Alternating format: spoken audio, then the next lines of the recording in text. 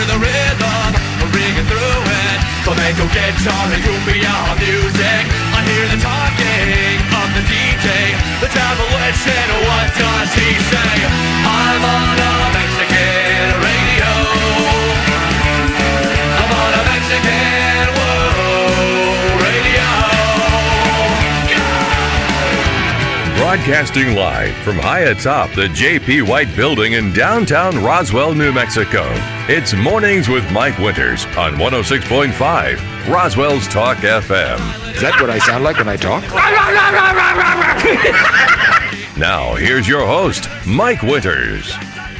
And good morning, one and all. Welcome to Mornings with Mike Winters. I am he.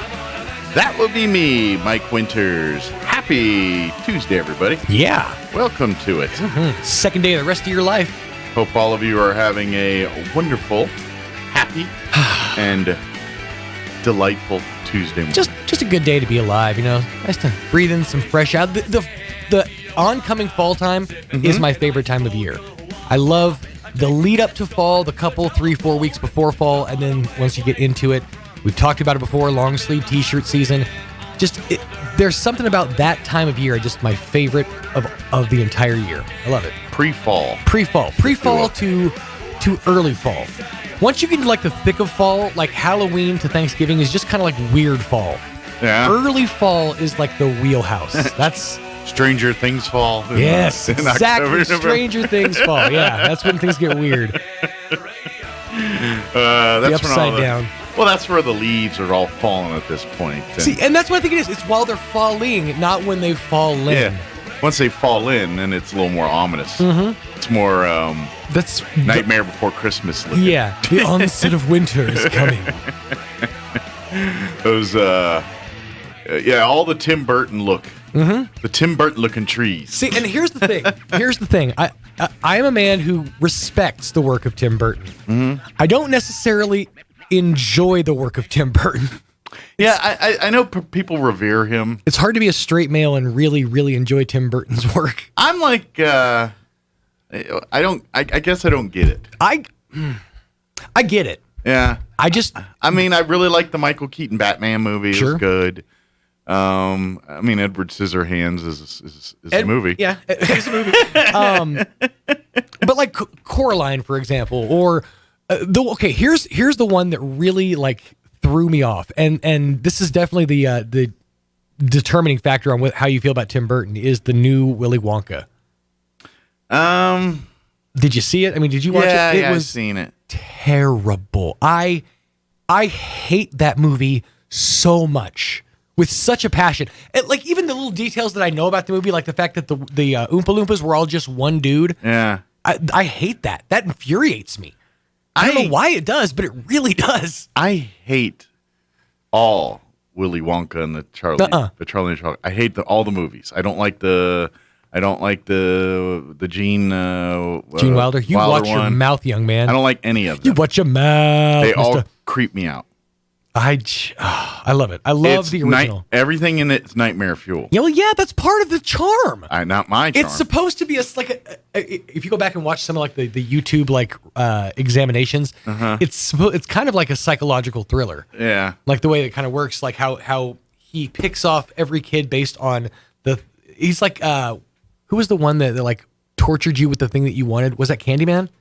Yeah, I think so. I can't remember who it was, but they like give you all the thing you want, but then too much of it. Or yeah, I think that's the one. Yeah, I don't know. I'm not up on my horror movies. I'm really not either. I'm bad with horror, but yeah. So the fact that a children's movie could be even considered in the horror genre to me points out. Check this out. Those are two genres that should not go together. There's a hotel, I believe it's somewhere in the UK. Yeah. It just recently opened up, or no, the hotel's been open for a while. They just recently launched a Willy Wonka themed room, wherein things in the room are edible. Like there's chocolate pieces all over the room. There's a bowl full of candy that will be refilled for free throughout the day. And it's got lickable wallpaper. It's got freaking lickable wallpaper. The snozberries taste like snozberries, dude. Yeah, but and they say they change it out with every, hopefully, with every new person. That's a lot of licking. I'm saying. None of that. You know that part of you, even just as a little kid, wanted to walk up and lick a fruit flavored wallpaper. I know you're not a fruit guy, but doesn't at least that part of the movie kind of appeal to you? Maybe. He's just not willing to The admit fact it. that it's just a public wall that people can lick Sure. does not appeal to me. That's when you do the crank and then rotate it a little bit. Like that story about that wall somewhere in Europe where people keep putting their bubble gum on. That Yeah. grosses me out too. So I used to go to there's a camp in Oklahoma called Falls Creek. It's a Christian camp. I used to go there for Bible school or Bible camp, and there's a tree at Falls Creek called the gum tree, and it's for decades now. People just walk by and just stuck their gum on the tree, and so this tree is like the thickness with gum from like you, your mom, your grandma, and it's just a tradition. It's just kind of like that's what you do as you're walking down to the Devil's Bathtub. You just stop by the gum tree and put your gum up. That's the 142nd Oklahoma Regiment for the Civil War's gum right there. Is that a vintage '63 Wrigley? The original cast of Oklahoma gums right on this tree right here. Does gum back when they weren't using gum base. Well, let me give you the rundown Yes. for today's show. I was going to make a bad gum joke there, but I decided not to. We're going to start this hour. We're going to have joining us on the phone this morning, David Mitten. He's a historian, lives in Lee County there, author as well. He wrote the book that's called Lee County Pioneer Profiles. He is going to be one of the guest signers, authors at the Historic Book Fair that is happening this Saturday at the Historical Society. We'll talk about the book fair. We'll talk a little bit about his book and history down in Lee County a little bit there this morning. We'll chit-chat in the 8 o'clock hour. Don't have a guest scheduled, so we'll tell tales of gum on trees. Ribaldry. Yes, and how much Willy Wonka's a creepy dude. And then in the 9 o'clock hour, about 9:15, Sheriff Mike Harrington joined us Friday. So we're going to play that interview here about 9:15 this morning. The other one that always got me was the fizzy lifting drinks. It's Yeah. like they get all the way up there, right? First of all, why would you put your fans up at the top of your silo? That feels like a really dangerous place when you're lifting beverage. If you know that's the beverage is going to not stop you lifting until you burp, why would you put a gigantic fan up at the top without a guard at least? It feels It feels like OSHA should have walked through and maybe put down some things. It's because Willy Wonka's a sociopath murderer. Yeah. He The wanted juice- them to go through the blades. I want to know what happened in the juicing room. The golden ticket I need to know. is the gift horse in the mouth. Somewhere I'll have to find it. Somebody took scenes from Willy Wonka, and I'm sure they've done this in a lot of movies. Scenes from Willy Wonka and made it into a trailer for a horror film, and it totally works. I could see that. It totally works. Yeah, that movie creeps me out The anyway. kid's name was Mike TV. I mean, that. Come on, little on the nose, don't you think? Yeah, that whole thing creeps me out. Don't like that movie. Don't like the genre. Don't like nothing. It did genuinely bother me that Charlie's dad or grandpa was so weak and frail that he couldn't get out of bed and go to work or do anything but he could sure get up out of bed and dance a freaking jig when his grandkid got a gold piece of paper when he knew he was going to have access to some free chocolate. To me, Get your priorities straight, old man. those Willy Wonka movies are like children's versions of confusing Clockwork Orange. Like to me, that's like a children's version. It's so mind-boggling. What is this? Now, I will dribble? say, seeing it as a child, seeing it as a kid, it is very Clockwork Orange scene where they're holding the dude's eyes open when they're going through that tunnel, and all of a sudden, just like, Yeah. the hell did we just watch? Yeah. That's why I hate There's this. no earthly way of knowing It's just horrifying. exactly which direction we are going. There ain't enough Sigmund Freuds on the planet to get all these kids through that movie. Gene Wilder used a scary, scary son of a gun. Both of them. All of them. All of them. All of them. Throw them in there. 7:15. Let's go ahead and get you up to date on the weather while I go sit on a couch and talk about my feelings. I'm meteorologist Steve Hamilton with your Pecos Valley weather. Dry and hot today, but we do have increasing rain chances as we get toward tomorrow afternoon and especially Thursday. Sunshine in mid-90s today. Overnight, a few clouds and down to 70. Tomorrow we'll get mostly sunny conditions. Afternoon high in the mid-90s again. Maybe a late-day storm. Good rain chances coming up on Thursday and 90. That's your latest forecast. This is meteorologist Steve Hamilton. Thank you, Steve. Currently 68 degrees here in Roswell. Humidity is at 81%. Winds are, in fact, calm at the moment. Mostly sunny today. Highs around 94 expected. Winds will be out of the south 5 to 10 miles per hour. Tonight, partly cloudy. Overnight low of 69 degrees. South winds 5 to 10 miles per hour. And then Wednesday, that's when they say our chance at rain will start entering into the forecast here, and it looks like it'll be through the rest of the week. 30% chance of rain tomorrow afternoon, mostly sunny otherwise with a high of 92. South winds 10 to 15 miles per hour for the afternoon. Chance of rain bumps up to 40% tomorrow night, mainly before midnight. They throw in the caveat that some of these storms could produce some heavy rainfall. Mostly cloudy with an overnight low of 69 degrees. South winds 5 to 15 miles per hour. Thursday, we're looking at a 50% chance at afternoon showers and thunderstorms. Once again, some of these storms could produce some heavy rainfall. Partly cloudy, high of 91 for Thursday. South winds 5 to 10. Chance of rain drops down to 30% for Thursday night. Once again, some storms could produce heavy rainfall. Expect an overnight low of 69 degrees under mostly cloudy skies. 40% chance of showers for Friday. Once again, could see some heavy rainfall there, partly cloudy, high of 91. Friday night, 20% chance of showers with an overnight low of 68. And for the weekend, 20% chance of rain Saturday, mostly sunny, 92. 20% chance of rain Sunday, also mostly sunny, high of 92. All right, it is 17 minutes after 7 o'clock. We're going to get you into your Roswell Livestock Report with Smiley Wooten, the recap from yesterday's sale, and then a quick commercial break. And then on the other side, we'll have historian David Benton join us, author, and he's going to be here at the Historical Society's historic book fair happening this Saturday at the archive facility there. We'll talk with him on the other side. Don't go away. Good morning, this is Smiley Wooten at the Roswell Livestock Auction. 805 head of cattle sold on Monday on an uneven market with excellent buyer attendance. Compared to last week, stocker calves and feeder cattle sold 2 to 4 higher.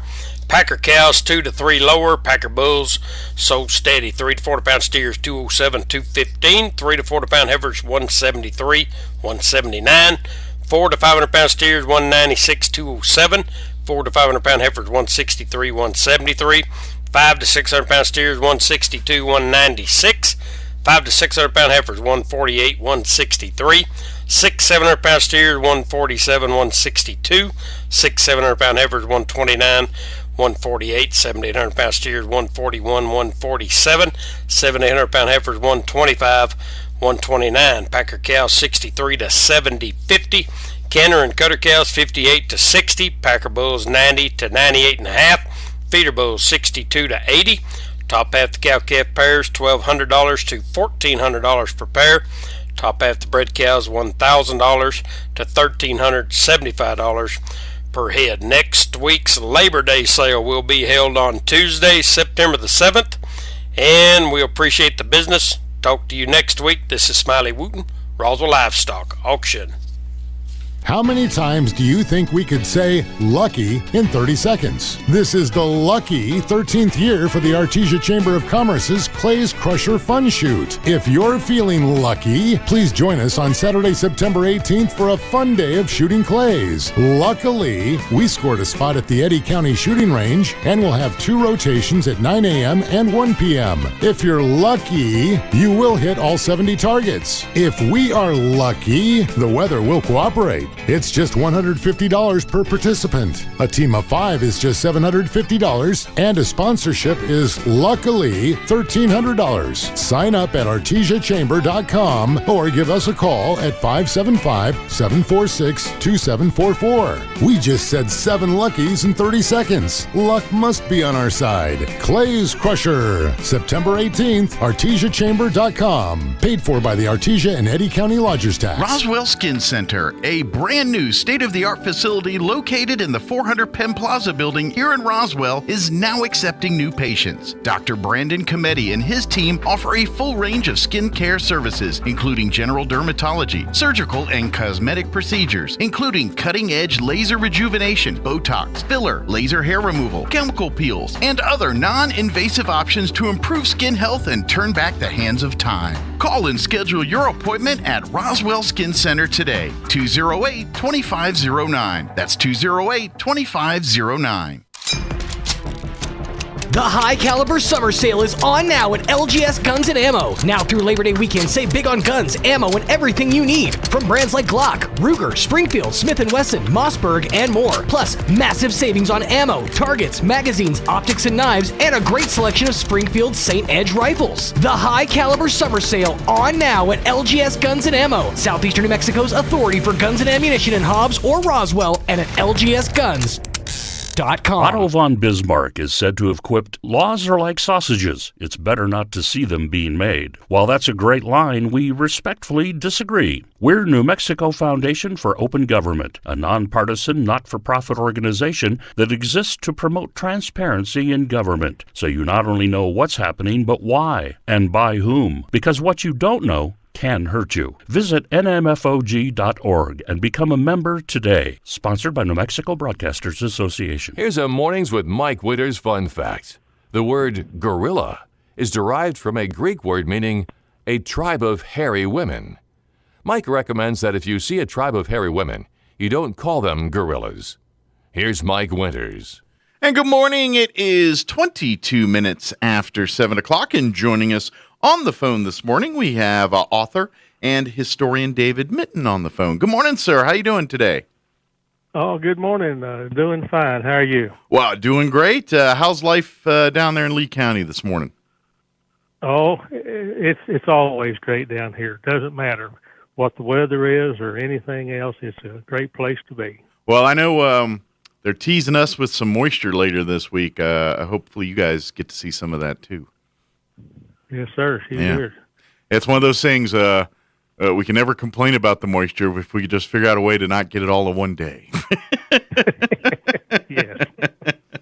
Well, for folks that have not heard, we've talked quite a bit about this, but we do want to keep reminding folks to put it on your calendars for this Saturday.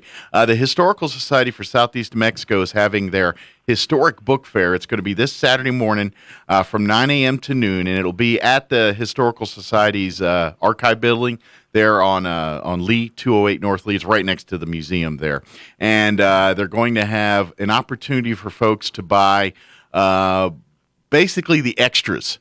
Obviously, the Historical Society collects items. People donate things over the years. And so we've got quite an assortment of rare books, out-of-print books you just can't get anymore. They're very collectible, some that are, a lot of them obviously dealing with our history here in Southeast New Mexico. But so we have these extras. You know, we only have so much space. So we're selling the books. Now, we had a caveat with some people asking, David, so I want to throw this out there.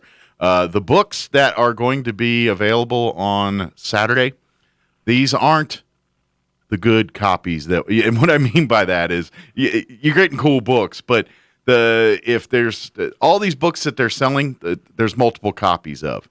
The best copy is being kept with the Historical Society. Those are staying in the archives for preservation, but the extra ones we're going to sell. Now, they'll even cannibalize, so if there's one book that the spine's better, but the dust jacket's better on the other one, they'll put the dust jacket on. And so I just want to reassure people we're not depleting the archives of the archives facility. We're just getting rid of some of the extra stuff and making that an opportunity for the public there. But On top of that, we're going to have some great local authors here. David will be there signing his book, which we're going to talk a little bit about here in just a few. But Donna Blake Burchell, of course, she's got many books dealing with like the Wicked Women and various other topics. John LeMay, our very own here, who's written a bunch of books on Lincoln County War and even a few Godzilla ones in there too. But David, his book, your book is focusing on the pioneers of Lee County, which I got to admit, I'm not real knowledgeable on some of the Lee County history. I'm not originally from New Mexico. I moved here about 20 years ago, and now I'm settled here in Roswell. I came here from the military. So I got to admit, David, I'm a little naive on some of the Lee County history. Are you native to that area, or you just came there and fell in love with the history? Born and raised here. Okay. Lee County, it's a relatively new county compared to most of the rest of the state. It wasn't formed until March 7th of 1917. Okay. And it was formed out of parts of Chaves County and Eddy County. Okay. Actually, Lovington is the north edge of it there. Gum Street is at one time north of Gum Street was Chaves, and below it was Eddy County. So. Okay. But my little book, it's just a conglomeration of stories I'd done over the years, events, and some are kind of semi-biography. It's not a big book, 147 pages and about 51 little articles in there, but I like to write about people that, for the most part, nobody really ever heard of. Sure. Try to keep people remembered that may not have been, you know.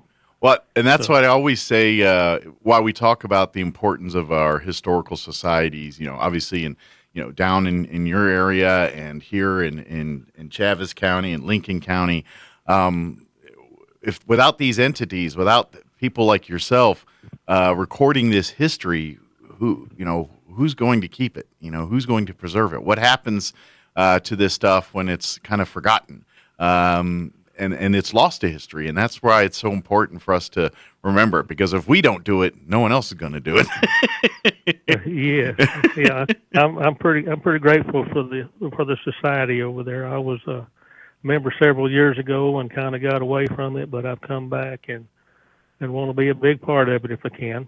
So let me ask you, for your this book, when you're writing it, was how much of it was you growing up in Lee County, learning some of this stuff, versus how much of it was you having to actually go out and do a little digging?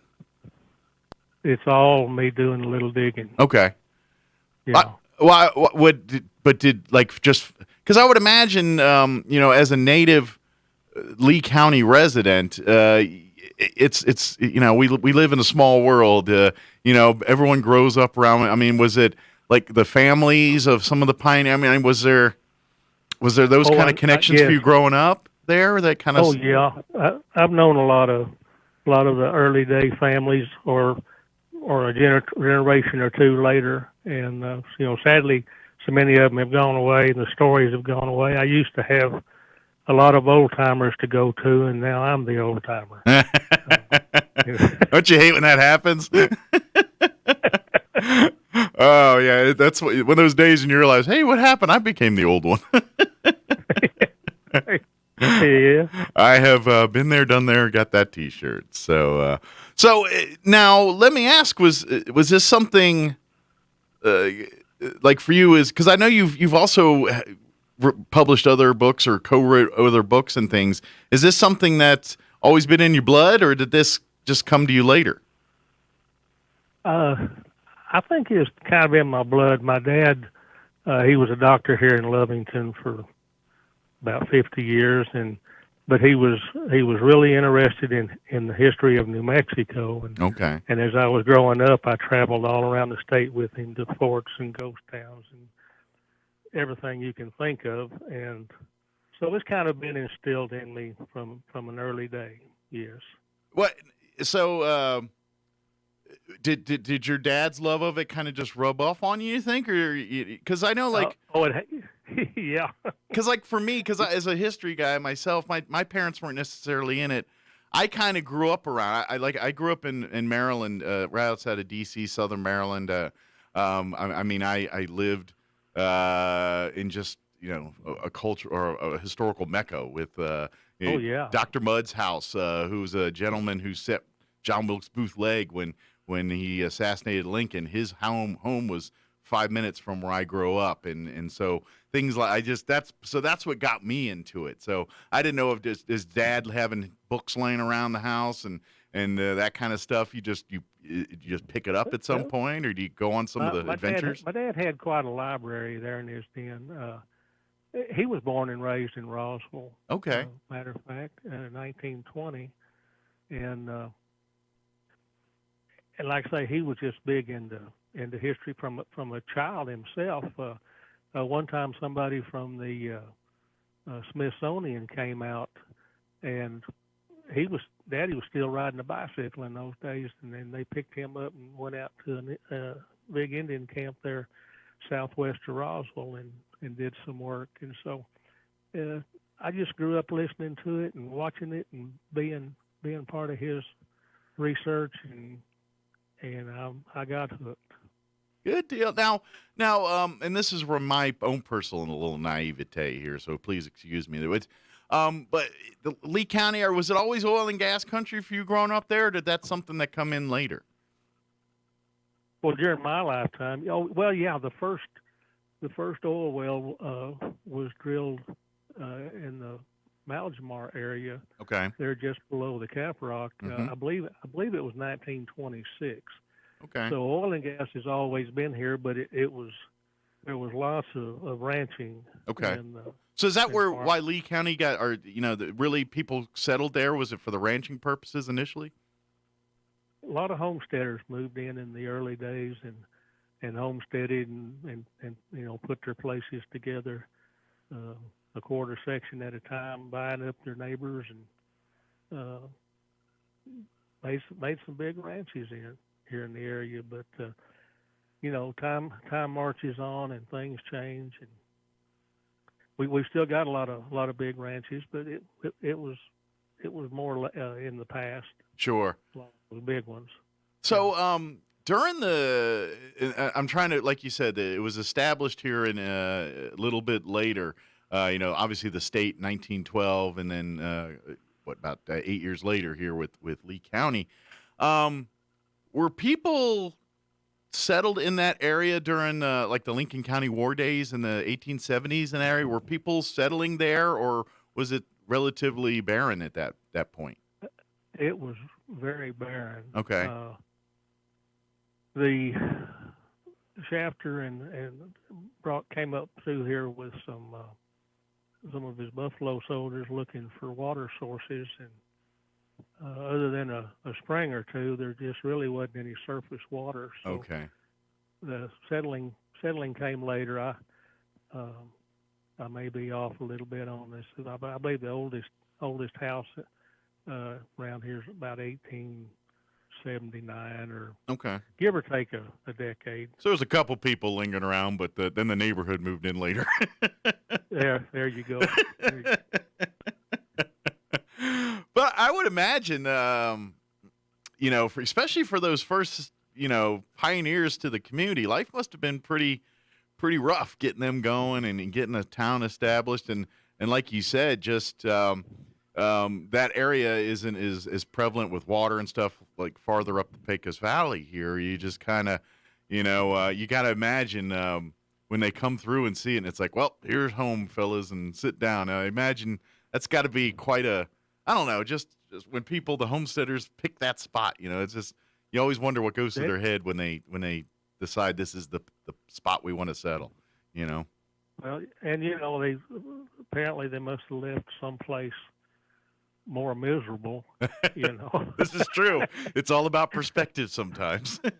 And then they got to drill a well or dig a well, and back in the early days, well, even there used to be a sign outside Ludington that talked about how it was an area of shallow water. Mm. You could just go down 20, 30 feet and hit water a lot of times, but that's changed with all the big farms east of here. Well, that's what they say, whiskey's for drinking and water's for fighting right around here in this area. So, yeah.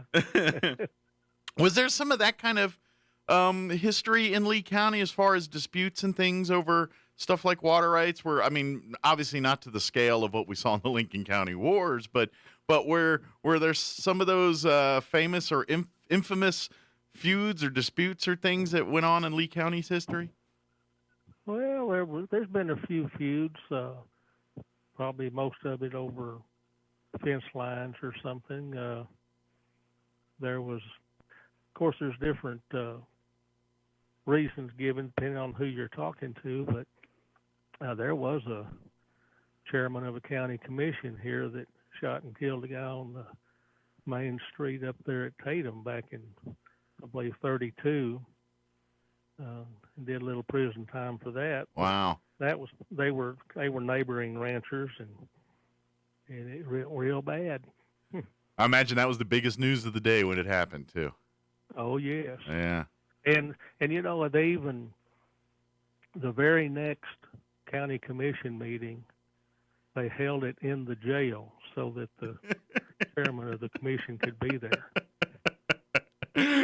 I would love to have been a fly on the wall to watch that proceeding. Yeah. Can you imagine? I mean, it's almost like watching an Andy Griffith sitcom. It seems like you might I feel like we're in Mayberry there, and Otis is hanging out, running the show here. But that's pretty neat. I love that kind of stuff. I love. Now, when you do your research and for your book, I mean, obviously, you're going through a lot of records and books and journals and things like that to gather it. But did you come across just like cool objects and things like when you're going through and talking with people, like heirlooms and just collectibles? Do you ever get a chance to see some of that side of the stuff when you're doing your research? Yes, I do. And there are times that people will show up here in my office bringing me something. Okay. To not only see, but to put in the archives, I guess you could say. But last week, a fellow brought me 7 or 8 copies of Farmer's Almanac that dated back into the 20s. Oh, nice. Yeah, so. Are they in good shape? Not bad. Okay. Not bad. A little ragged, some of them, but still very readable and put together as a book still. So that's great. Oh. I would imagine I hate, but I would think if you picked up like a Farmer's Almanac from 100 years ago and then looked at a more recent one, you probably, I mean, obviously technology's changed the way it's put together and stuff, but I imagine it probably reads and one could pick up a book from 100 years ago. You know what I mean? It would be seamlessly similar. You know what I mean? If that makes sense. Yeah.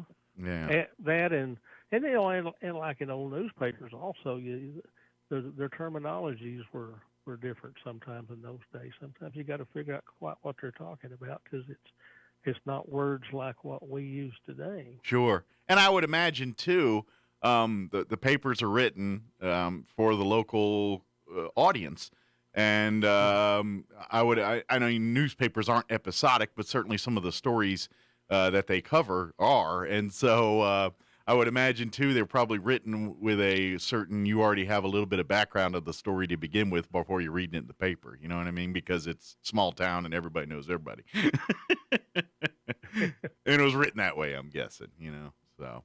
Very cool. So now I would tell folks you can get the book on Amazon, but I would rather you hold out till Saturday and come. Well, I never put it on Amazon. Okay, I happen to see it there on Amazon, or at least a link for it. I know I'm going to point people to the Historical Society's website.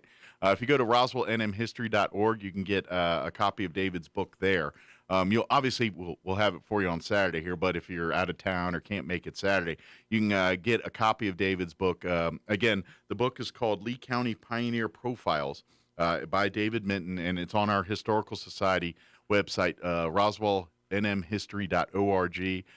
There you'll also find Donna Blake Burchell's books, John LeMay's books, a bunch of our other local area authors' books. But if you'd like to meet and talk with David, come out this Saturday.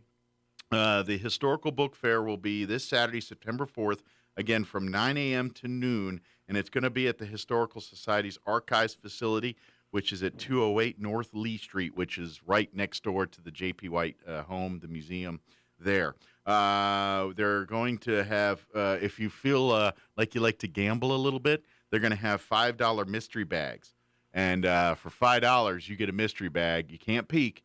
And there's going to be some rare. You're going to come out a winner regardless. So I don't want to. Maybe I shouldn't tell you that if you're really doing this for gambling. You might lose your money. Never mind. But anyway, you get a chance that way, and you can get a cool rare book and have a little fun with it. Of course, we'll have David here signing books, and you can learn more about his book. Donna will be there. Donna Blake Burchell, John LeMay, and I think there might be a few other authors at the event as well on Saturday. So I got to ask, David, are you working on anything right now, or are you just focusing on being a historian? Well, it's actually my job. I'm the Lee County historian. My office is on the 4th floor of the courthouse here. And I guess I meant author work, the author side. Or are you working on any new books or anything? There's just little sparks in the back of my brain. Okay. Kicking around. Sure. Little ideas that are percolating, waiting to vet out a little bit. Yes, sir. All right, I got to ask real quick, just put you on the spot. If there was one subject, any topic on the planet that you would give your left arm to write about, what would it be?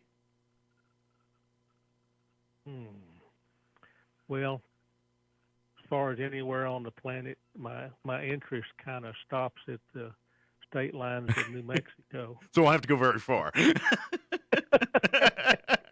And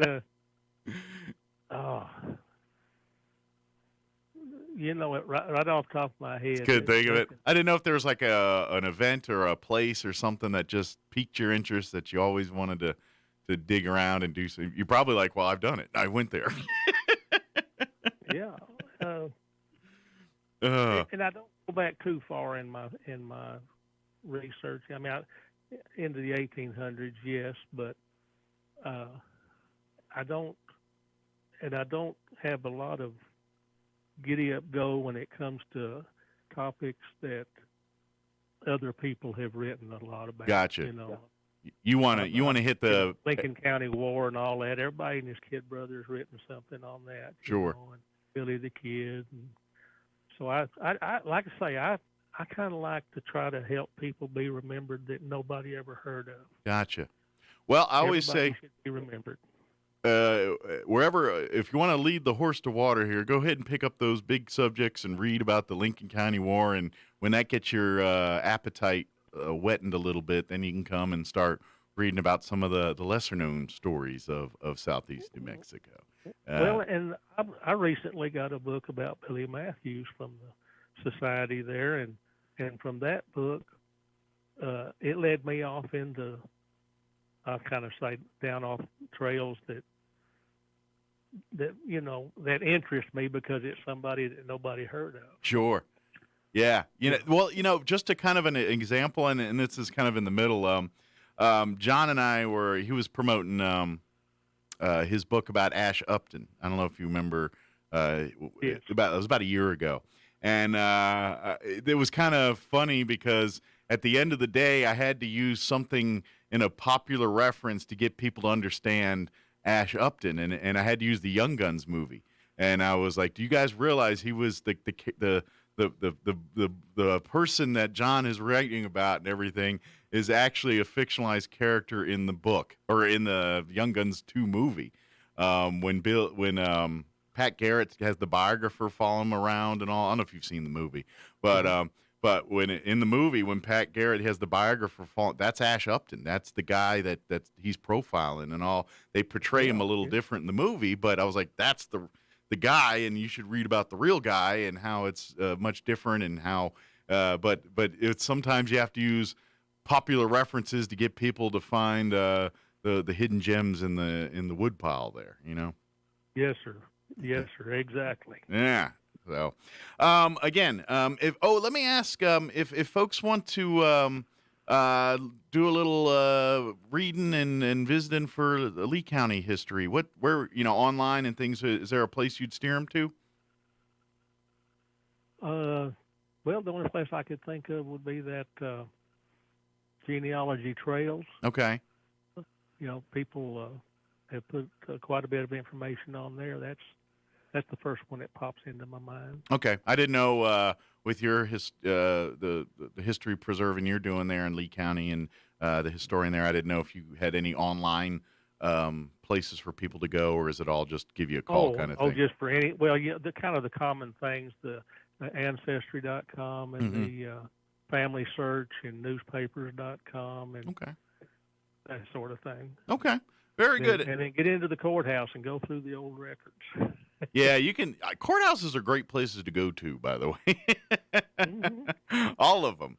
I know we're actually pretty fortunate here in Chavez County. That's another historic building, which, by the way, if folks, I know most people go there to either deal with court cases or traffic tickets, but if you get some time, there is a little cool museum in there and talks about the jail and all that great stuff. I highly recommend a visit when in between court cases there.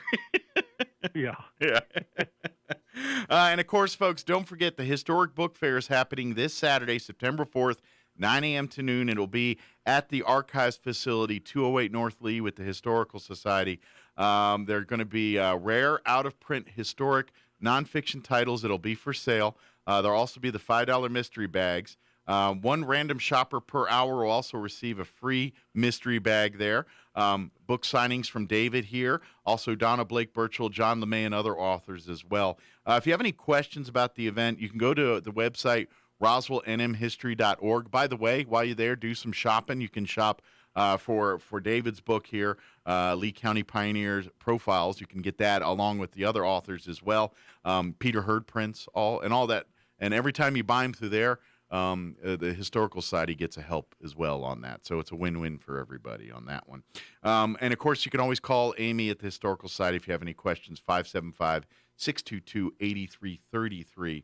And, of course, come on out Saturday. Come and, if you have more questions or want to get a copy of David's book and just, pick his brain a little bit, come visit on Saturday, 9 to noon. And come. You've been through the house and everything before, haven't you? I'm sure, David. Yes. Oh, yeah. Yes. Yeah. It's a folks. If you've never been there, go make this Saturday an opportunity to go check it out. It's a beautiful place. It's just a great. I don't know. It's a great gem we have here, and it's right in our backyard. So check it out. David, is there anything you wanted to share that we skipped over or didn't get a chance to talk about? Oh, I can't think of anything right now. Just hope to see you at the museum. Yes, sir. Well, thank you for spending a few minutes on the radio here with us this morning. Safe travels, and we look forward to meeting you here on Saturday. You bet. Thank you, and happy trails. All right. Take care, sir. God bless. Bye-bye. All right. That was David Minton. Join us. He's going to be at the Historical Society this Saturday, 9 to noon, and check out his book. It's called Lee County Pioneer Profiles. Again, you'll find copies of it at roswellnmhistory.org. All right, it is 7:49. Let's go ahead and get you into local news. We'll also get you Kim Commando update, Town Hall business update, quick break as well. Don't go away.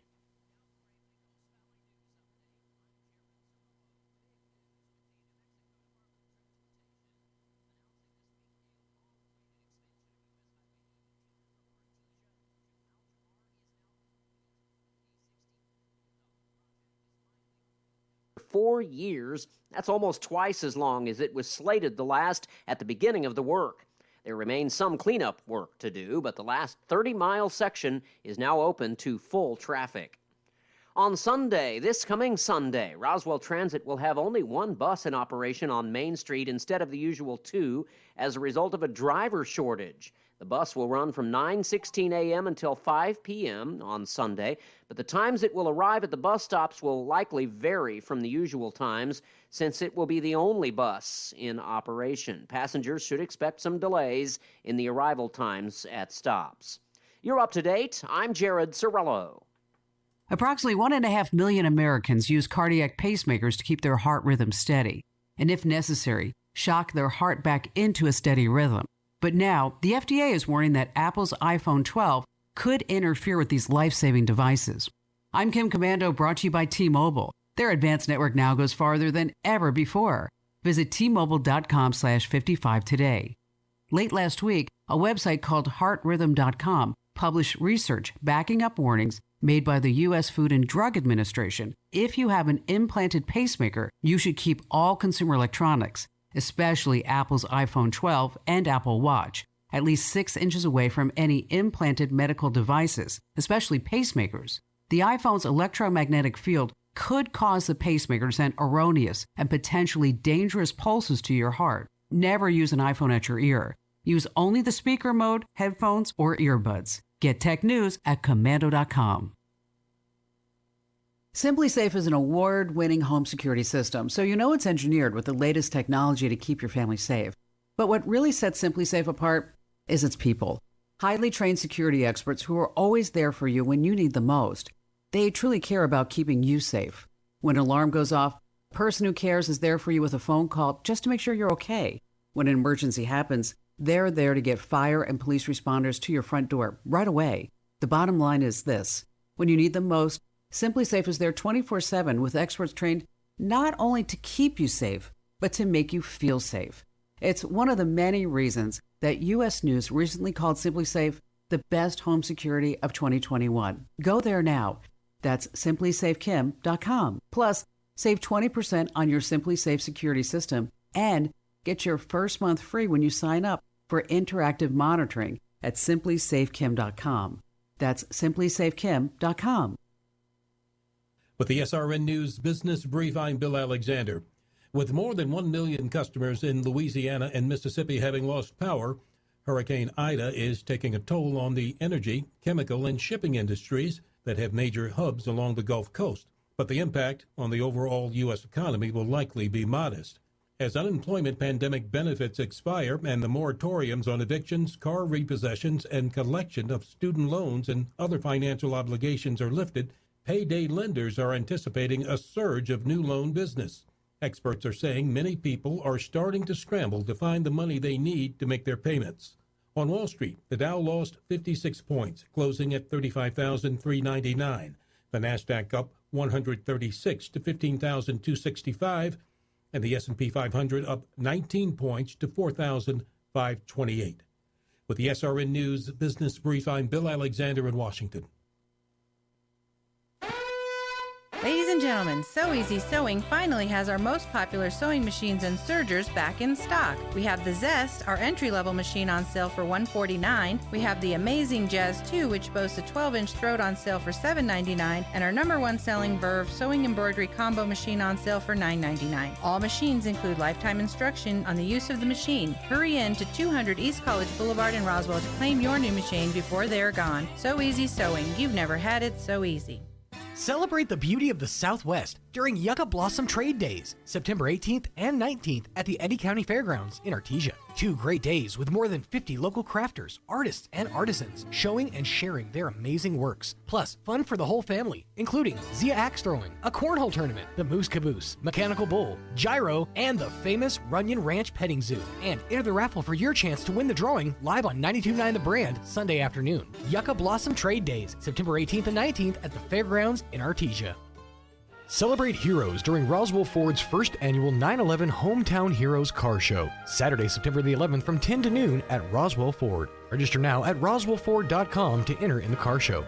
Entry is $20 with all proceeds going to benefit the Tunnel to Towers Foundation. You must have your vehicle set up at Roswell Ford by 8 a.m. on September 11th with it on display until 1 p.m. Trophies awarded for first prize in each category, plus a 60-inch smart TV with the People's Choice Award and $1,000 cash for the best overall entry. Deadline to enter is September 6th. Do you know someone who makes a difference at home, at work or school, or in the community? Nominate them for the first ever Hometown Hero Award. Complete and submit your nomination form at roswellford.com. You can nominate anyone to be a Hometown Hero. One Roswell Ford Hometown Hero will be selected and honored during the event. Register now for the first annual Roswell Ford Hometown Heroes Car Show, Saturday, September the 11th. This event sponsored by LGS Guns and Ammo, 106.5 Roswell's Talk FM, Decor of Carlsbad, CRM Discount Awards and Sports, and National Furniture Liquidators. In the Army National Guard, family means everything. Our parents, they were really supportive that all 5 of us would join. I got my education because of the Guard. I got to travel a little bit and experience a whole different culture. It helped me get my job, it helped me pay for my house. Serving part-time in the Army National Guard instills pride that you and your family will share. Visit NationalGuard.com to learn more about part-time service. Sponsored by the New Mexico Army National Guard. Aired by the New Mexico Broadcasters Association and this station.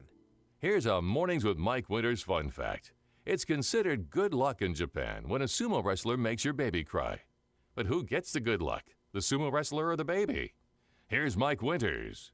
And good morning. It is 7:55. Stay tuned next hour. We're going to chit-chat a little bit. We're going to play our interview with Sheriff Mike Harrington in the 9 o'clock hour. He joined us Friday in the 8 o'clock hour. And Sheriff Mike Harrington and Undersheriff Charles Eastlis joined us Friday. So we're going to play that for you here about 9:15 or so. I do want to mention that, and it's been just putting it out there, don't forget that Farmers Market's still going on each and every Saturday. Of course, we got a big weekend with this Friday.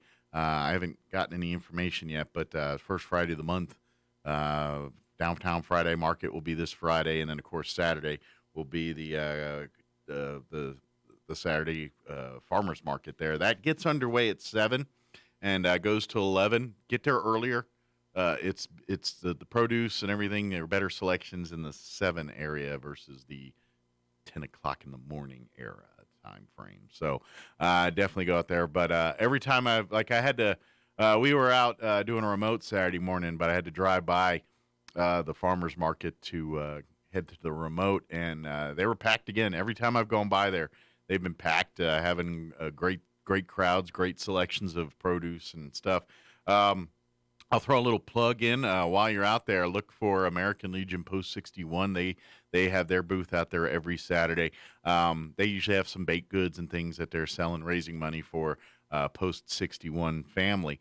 But we don't have the quilt right now, but they made an awesome wall quilt. The auxiliary mostly worked their hard work on that awesome quilt. It's a beautiful handmade quilt. We had it on display for a while.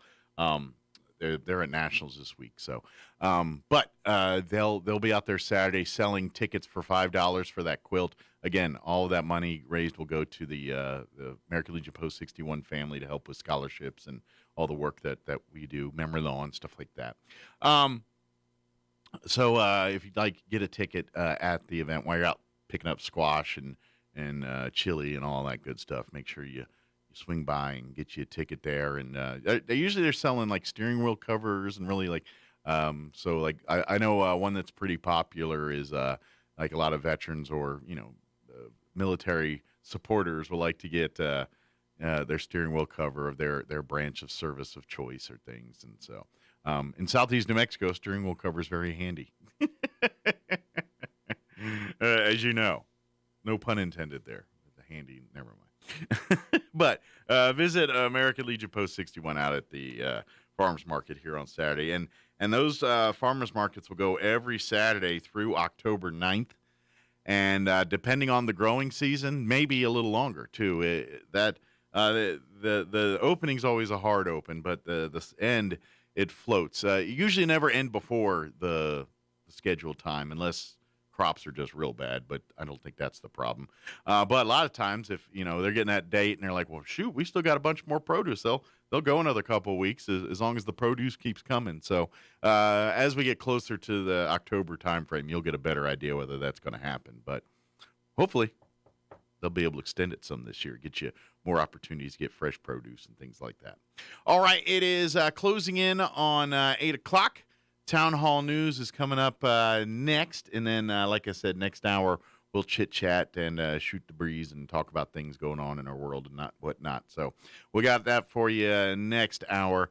And then, of course, the Sheriff replay in the 9 o'clock hour. You're listening to 106.5 Roswell's Talk FM, KEND, Roswell, New Mexico. We'll be back. Don't go away. Clyde Lewis and Ground Zero is now in Roswell on 106.5 FM, KEND Roswell. News this hour from townhall.com. I'm Rich Thomason. This didn't take very long. Correspondent Kathy Gannon in Kabul says Taliban fighters quickly occupied the airport after the final U.S. military flight departed. The civilian airport, there was some damage. There were some damaged vehicles that were overturned. There were some Taliban vehicles on that runway, several Taliban fighters that were there as well. The runway was being used more as a roadway from one airport to the other. The U.S. military ordered out despite President Biden's earlier pledge not to leave until every American was evacuated, and U.S. officials acknowledge there are still Americans behind enemy lines. Retired Army Lieutenant Colonel Robert McGinnis says the Biden administration's withdrawal leaves communist China in the driver's seats in Afghanistan. They've been in there for some time negotiating not only rare earth metal deals, but also, geopolitically trying to control things. And of course, that puts, Afghanistan in allegiance not only with Beijing but with Islamabad. And the Afghanistan debacle not helping the president's approval rating. A new Reuters Ipsos opinion poll shows the majority of Americans disapprove of the president's approach to withdrawing U.S. military troops from Afghanistan. According to the national survey, 51% disapprove and just 38% approve. A full three-quarters of those surveyed said they wanted U.S. forces to remain in the country until all American civilians could get out. Greg Clugston, Washington. The remnants of Hurricane Ida spreading torrential rain across parts of Georgia, Alabama, Tennessee, and Kentucky, posing a serious flooding threat as the storm continues moving inland at sites set on the mid-Atlantic and the Northeast later this week. The Dow down 78 points. More on these stories at townhall.com. One listener that stands out that I work with was this older couple that was interested in refinancing. They reached out to a few different lenders. Their credit wasn't the best. I know some of these other bigger banks, you just won't hear back from them, which I cannot stand. Not everybody has the 780 credit scores, and just because you don't qualify at one time doesn't mean that you'll never qualify. I'll walk you through what you have to do, whether it's 2, 3, 6 months from now. Back to that older couple, we worked with them for months and months to improve their credit, and we were able to get the loan done. We were saving them hundreds each month, thousands of dollars a year, finally got themselves into a situation financially that they can handle, and they could start saving money each month for retirement. End of the day, they just could not be happier, which just put a huge smile on my face. We are United Faith Mortgage. United Faith Mortgage is a DBA of United Mortgage Corp. 25 Melville Park Road, Melville, New York. Licensed mortgage banker. For all licensing information, go to NMLSConsumerAccess.org. Corporate NMLS number 1330. Equal housing lender. Licensed in Alaska, Hawaii, Georgia, Massachusetts, North Dakota, South Dakota, or Utah. The Nigerian army warning people in the country's plateau region not to take up arms to defend themselves against attackers who have killed more than 60 people this month alone. The Nigerian military command in the state says rather than arming themselves, residents should be law-abiding and share credible information with security agencies. Calls for civilians to take up arms to defend themselves have been causing controversy in Nigeria, as insecurity continues to worsen with various armed groups unleashing violence. The authorities and citizens appear desperate in the face of the crisis. The country's defense minister and a number of state governors had also called on Nigerians to defend themselves against armed gangs carrying out killings and kidnappings for ransom. That's BBC's Ishaq Khalid. Chancellor Merkel says she would never govern with the support from Germany's hard-left opposition party. It's an option, though, that two of her would-be successors have refused to rule out ahead of the elections in Germany.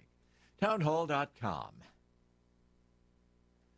Colleges around the country cautiously optimistic that the tailgating tradition before football games will resume, despite the rise of the coronavirus Delta variant. About 3 dozen Power 5 schools responded to an Associated Press survey regarding their tailgating policies. Nearly all the schools that responded are tentatively planning to restore the tailgating policies they had in 2019. Many of them noted that's subject to change based on the status of COVID-19 cases in their area. That's a major shift from last year when even the schools that allowed spectators at games either prohibited or strongly discouraged tailgating. Correspondent Jeremy House. An entire town, South Lake Tahoe, lies in the path of Northern California's Caldor wildfire. People there have been advised to evacuate. States of emergency declared in California and across the border in Nevada. Get on Wall Street, the Dow down 72 points. More on these stories at townhall.com.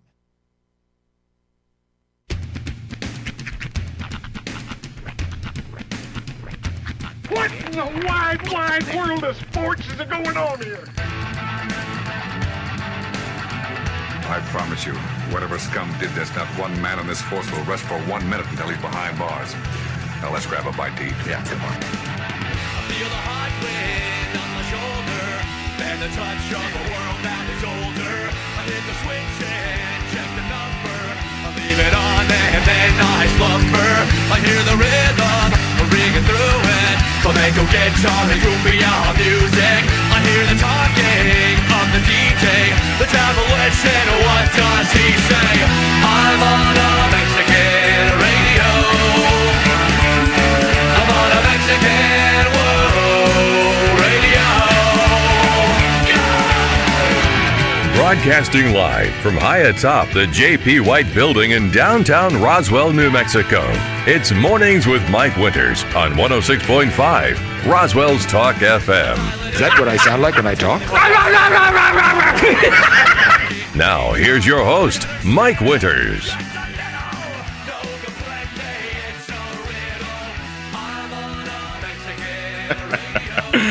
Good morning.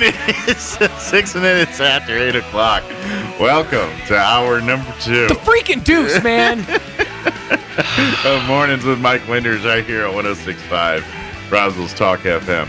Yeah, we got I think it's a keyboard. Okay. I think it's keyboard. It's being ornery.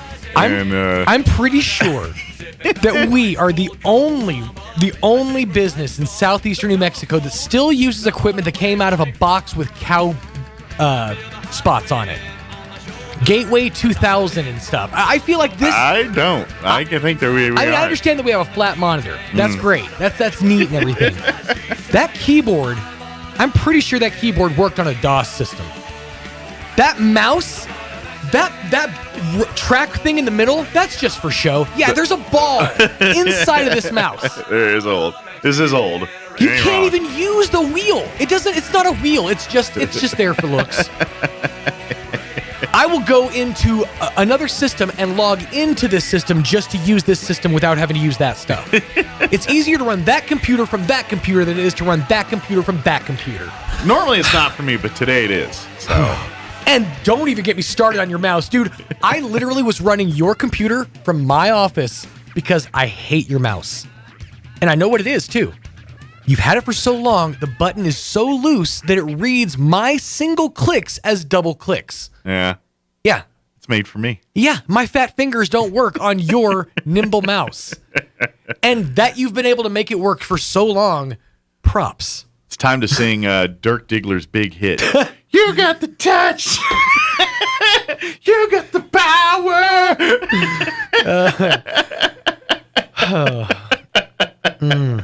Don't act like you're not impressed. I knew that reference.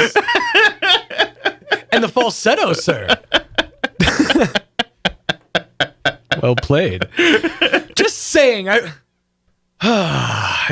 understand. Budget concerns. But. Well, I think we can get those fixed. But oddly enough, the thing, as soon as I said something, the thing started working. Of course. Yeah. It's the classic engineering fiasco.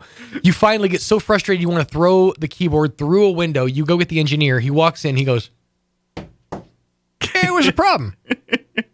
Well, I've been rebooting the computer. I had during that last interview. Because that's one of the few moments where the on-air computer is not needed for anything because I'm on the radio and I'm talking to a guest on the phone. So unless we're playing commercials or something, that moment I don't need that. But I couldn't reboot the computer because it wouldn't let me reboot from here. The actual I'd hit restart. It just okay.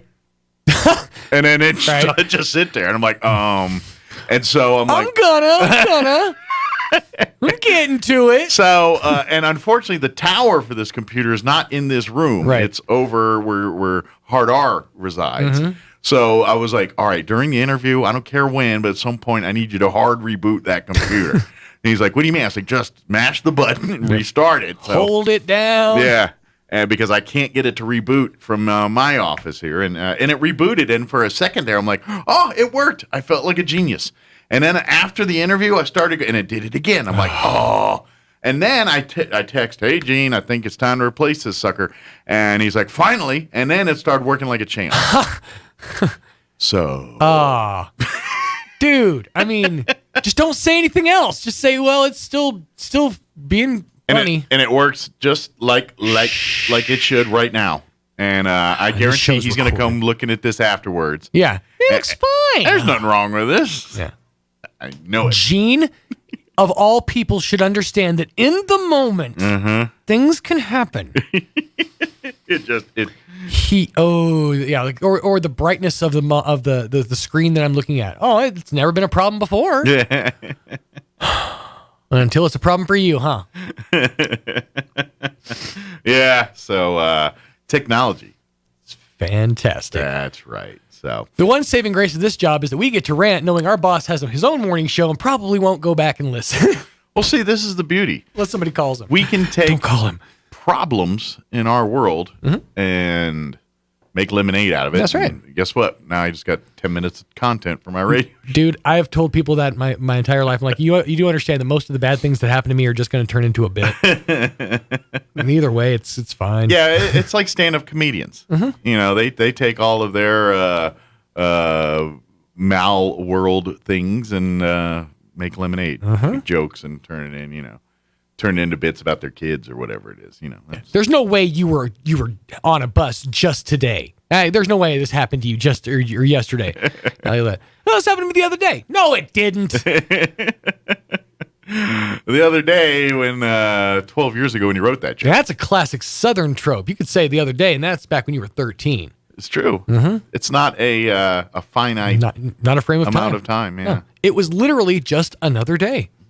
Yeah, that's true. Could have been yesterday. Could have been 1987. It's like things like soon. It was another day. You know, when are you going to do that? Soon. Fixing to, about to, or the go-to is "we'll see." That's my as a parent.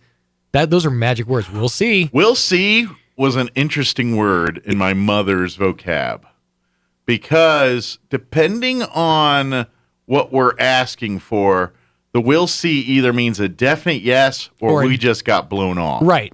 Because here's the thing: maybe feels too committed. Yeah.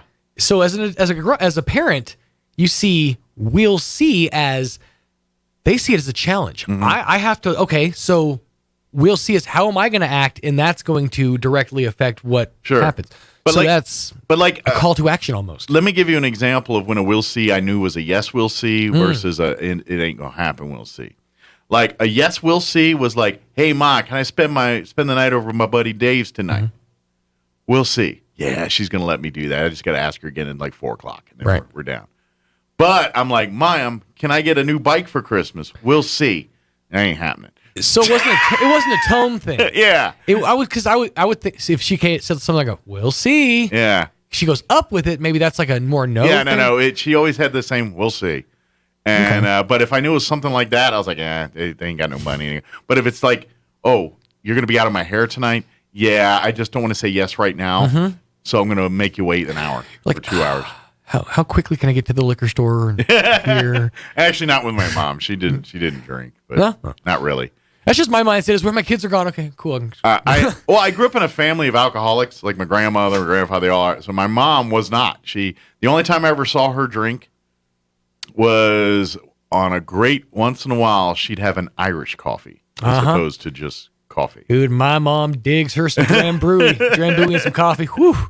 My parents were never big drinkers. They were never. Just because my mom's side, they're just full of them, so she didn't, and I'm not anymore. I mean, not anymore. I make it sound like I used to drink big, but back in my I used to drink a lot, but that was way over there. Yeah, no, I mean, in my younger days, I was like everybody else, party, that. But but I don't do that. Yeah, that wears thin. Yeah.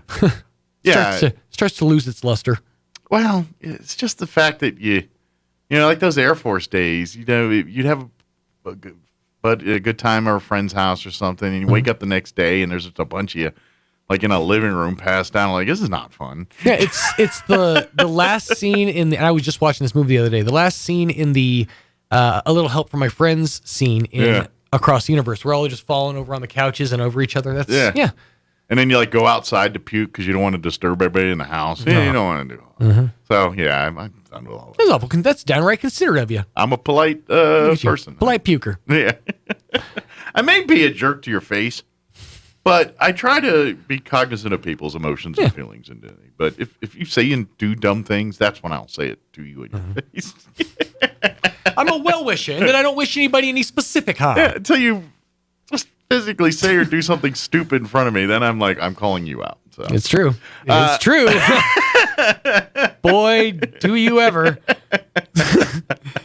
And it's almost, I can almost see the look on your face, too. He goes, this is going to be yummy. Well, and you know, I'll tell you more because we should do the weather and all that stuff. But I will give you my philosophy on that this hour. I will tell because it's all attached. It's why I get so fed up, you know, with people's driving skills and all. It's all stems from my same part of my brain, and I'll share that. We'll dive in. I'll Dr. Phil you up on that one here, and I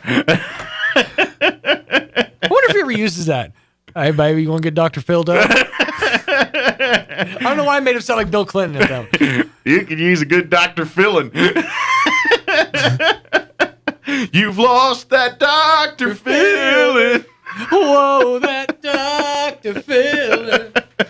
That's going to be stuck in everybody's heads all day long. 8:16, here's your weather. I'm meteorologist Steve Hamilton with your Pecos Valley weather. Dry and hot today, but we do have increasing rain chances as we get toward tomorrow afternoon and especially Thursday. Sunshine in mid-90s today. Overnight, a few clouds and down to 70. Tomorrow we'll get mostly sunny conditions. Afternoon high in the mid-90s again. Maybe a late-day storm. Good rain chances coming up on Thursday and 90. That's your latest forecast. This is meteorologist Steve Hamilton.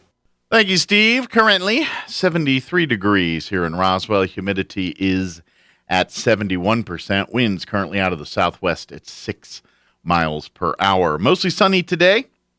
High of 94 expected.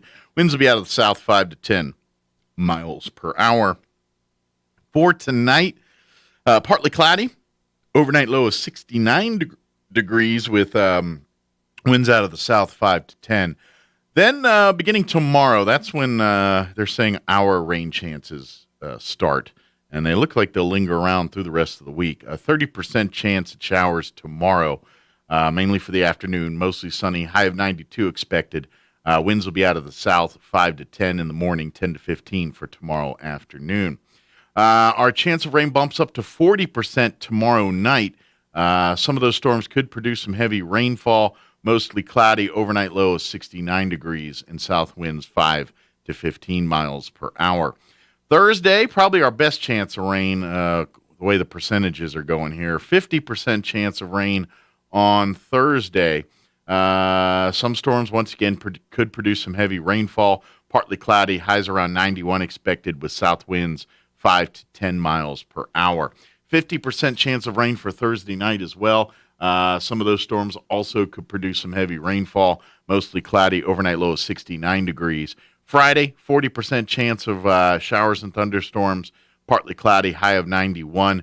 40% chance of rain for Friday night as well, overnight low of 68. And then for the weekend, 20% chance of rain Saturday, mostly sunny, high of 92. A 20% chance of rain Sunday as well.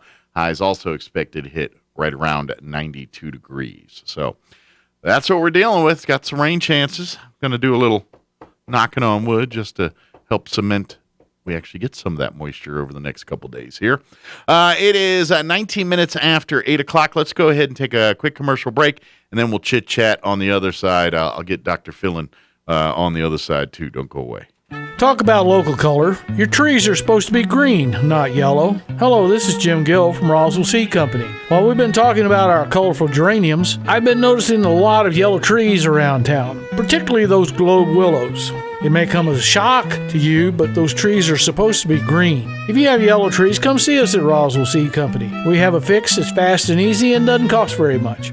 Remember, it's okay to have yellow flowers, but not yellow trees. Oasis Computers has been Roswell's trusted source for home and small business computers for over 30 years, and they continue to be your best resource for computer repairs, operating system upgrades, web root managed antivirus, special orders, and more. Oasis Computers is now open from 8 to 1, Monday through Friday to better serve you. Service calls by appointments and after-hour appointments are available too. Stop by Oasis Computers at 1703 North Garden or call or text 575-625-9141 for even faster service.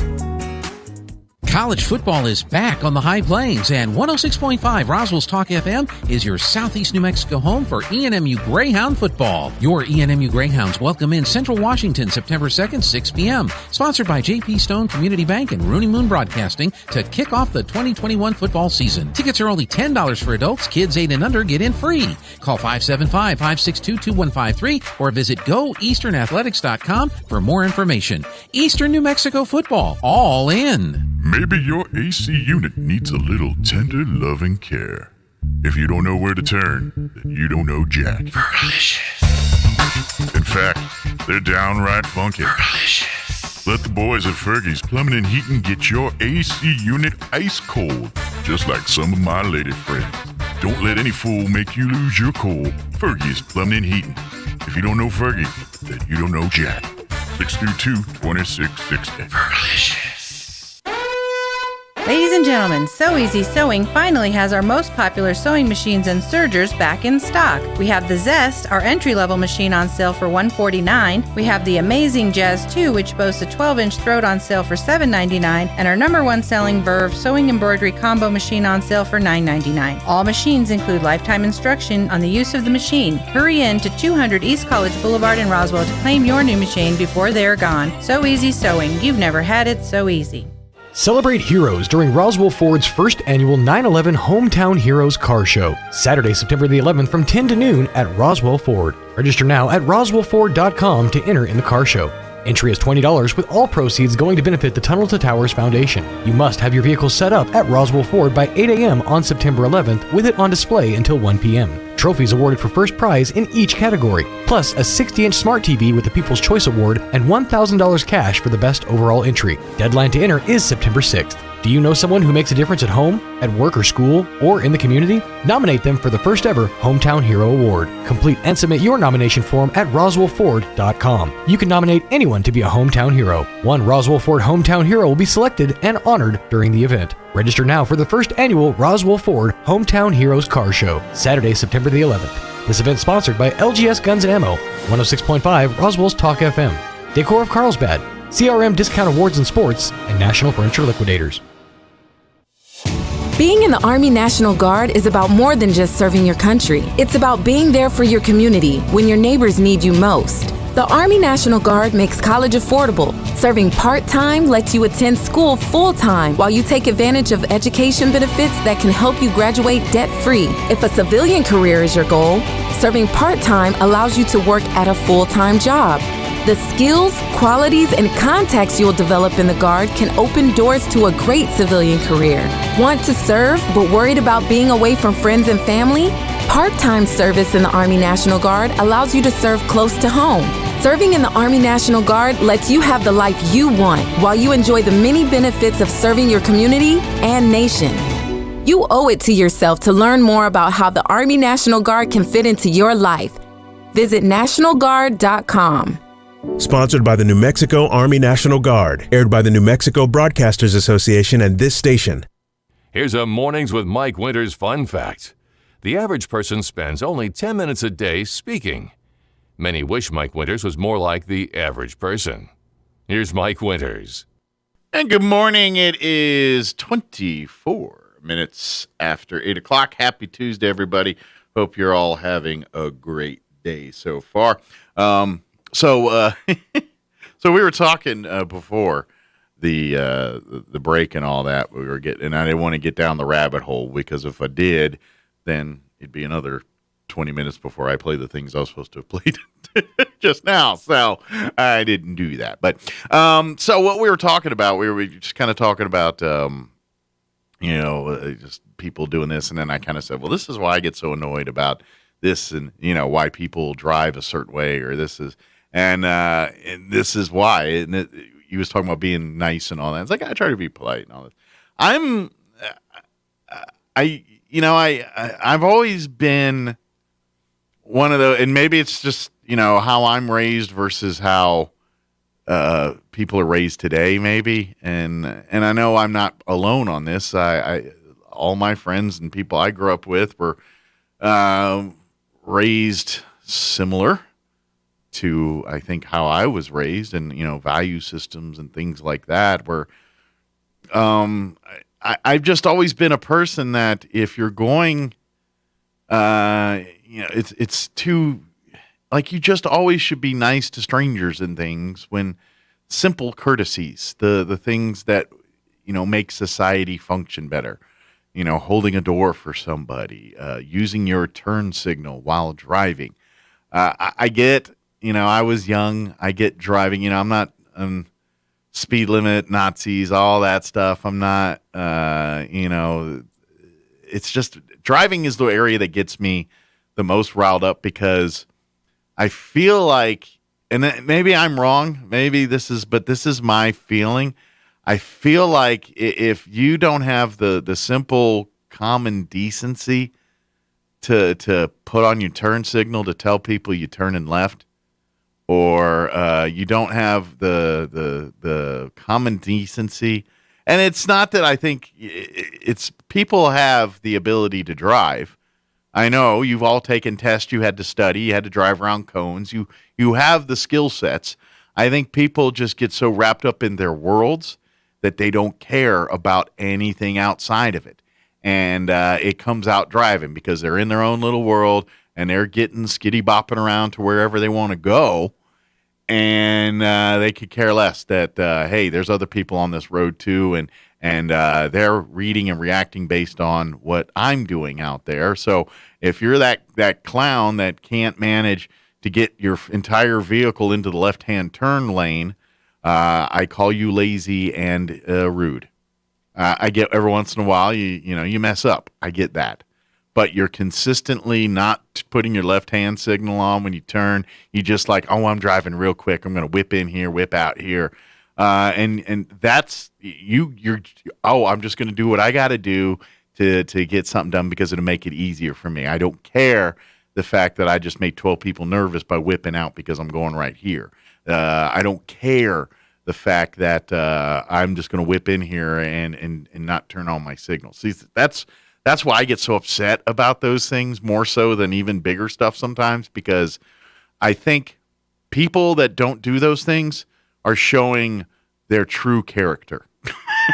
That's what I think. I think people will be nice, fake nice to you.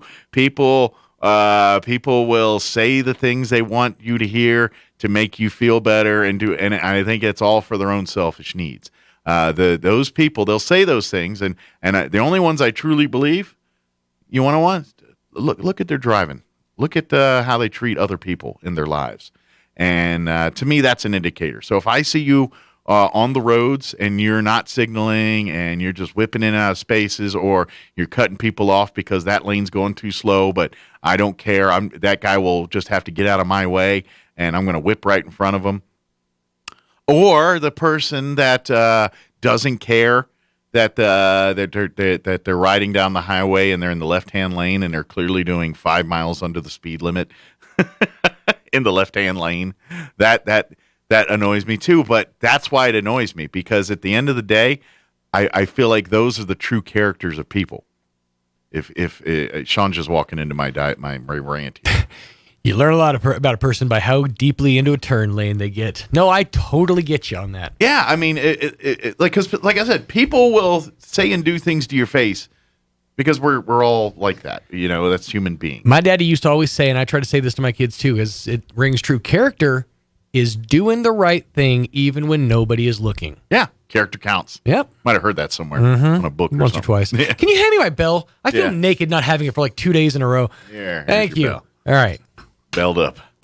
And so that's why it drives me. It's like my wife, she's like, why are you getting so upset about this? It's like, because I really feel. Hold on. Yeah, that was another thing that I had to do. Yeah. Due to necessity, I had to undo your phone cord or your headphone cord situation because those had to reach all the way over here. Yeah. So I gotta tweak that back to where I'm not rolling over the thing all the time. I gotta de-Sean this office. Get it back to my perfect midget hands and every tiny things, and it all works in my tiny world. Absolutely. But I just think it just shows how much of a shallow, insignificant person you are. If you are so wrapped up in your life and your world that you can't give me the common courtesy and saying, hey, I'm turning left. Here's my blinker.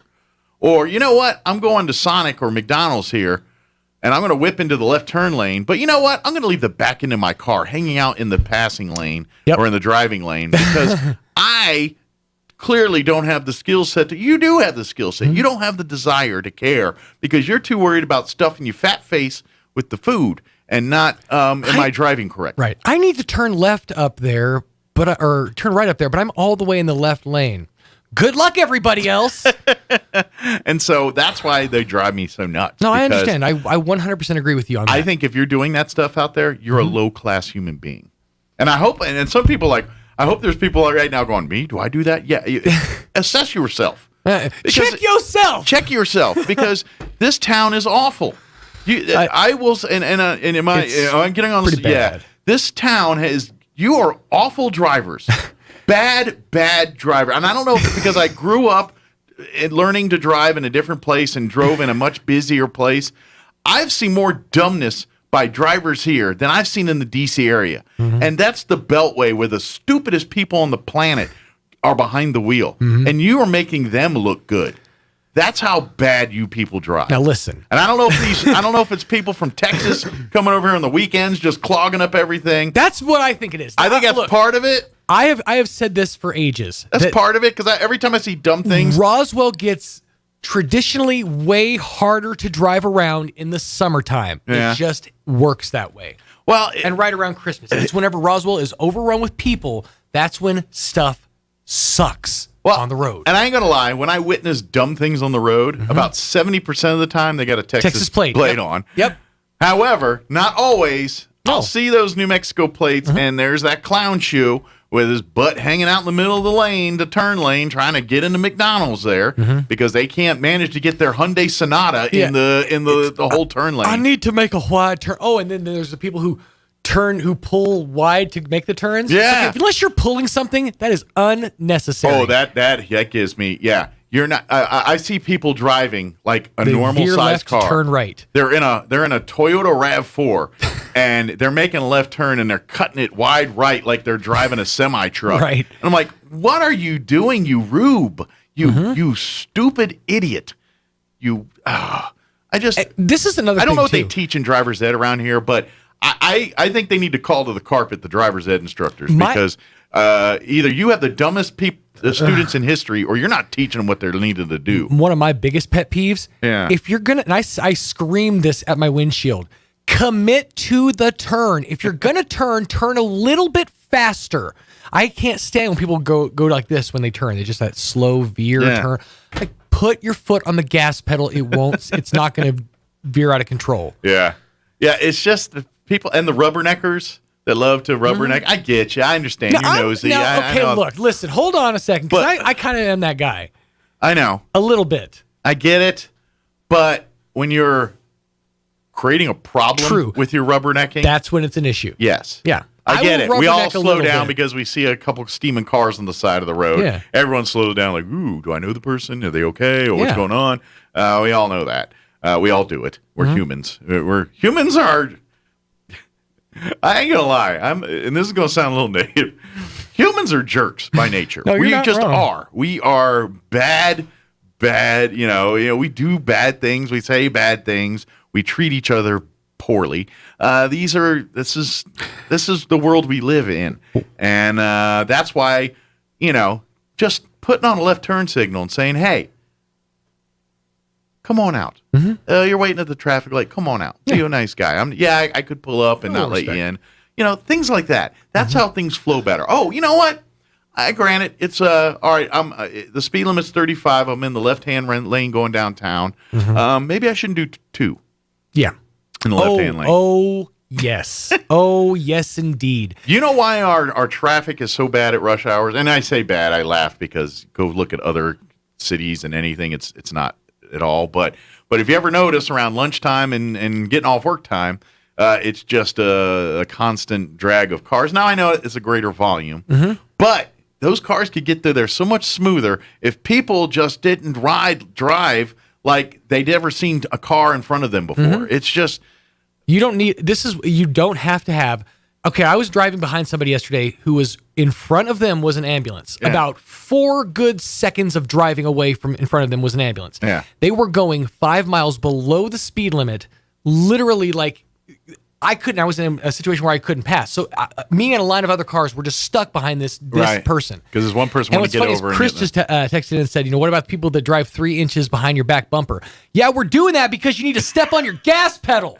Yeah, I only do that when you're being Don't out yourself, Chris. You might be one of the problems. I don't know. Now, you know what that move is?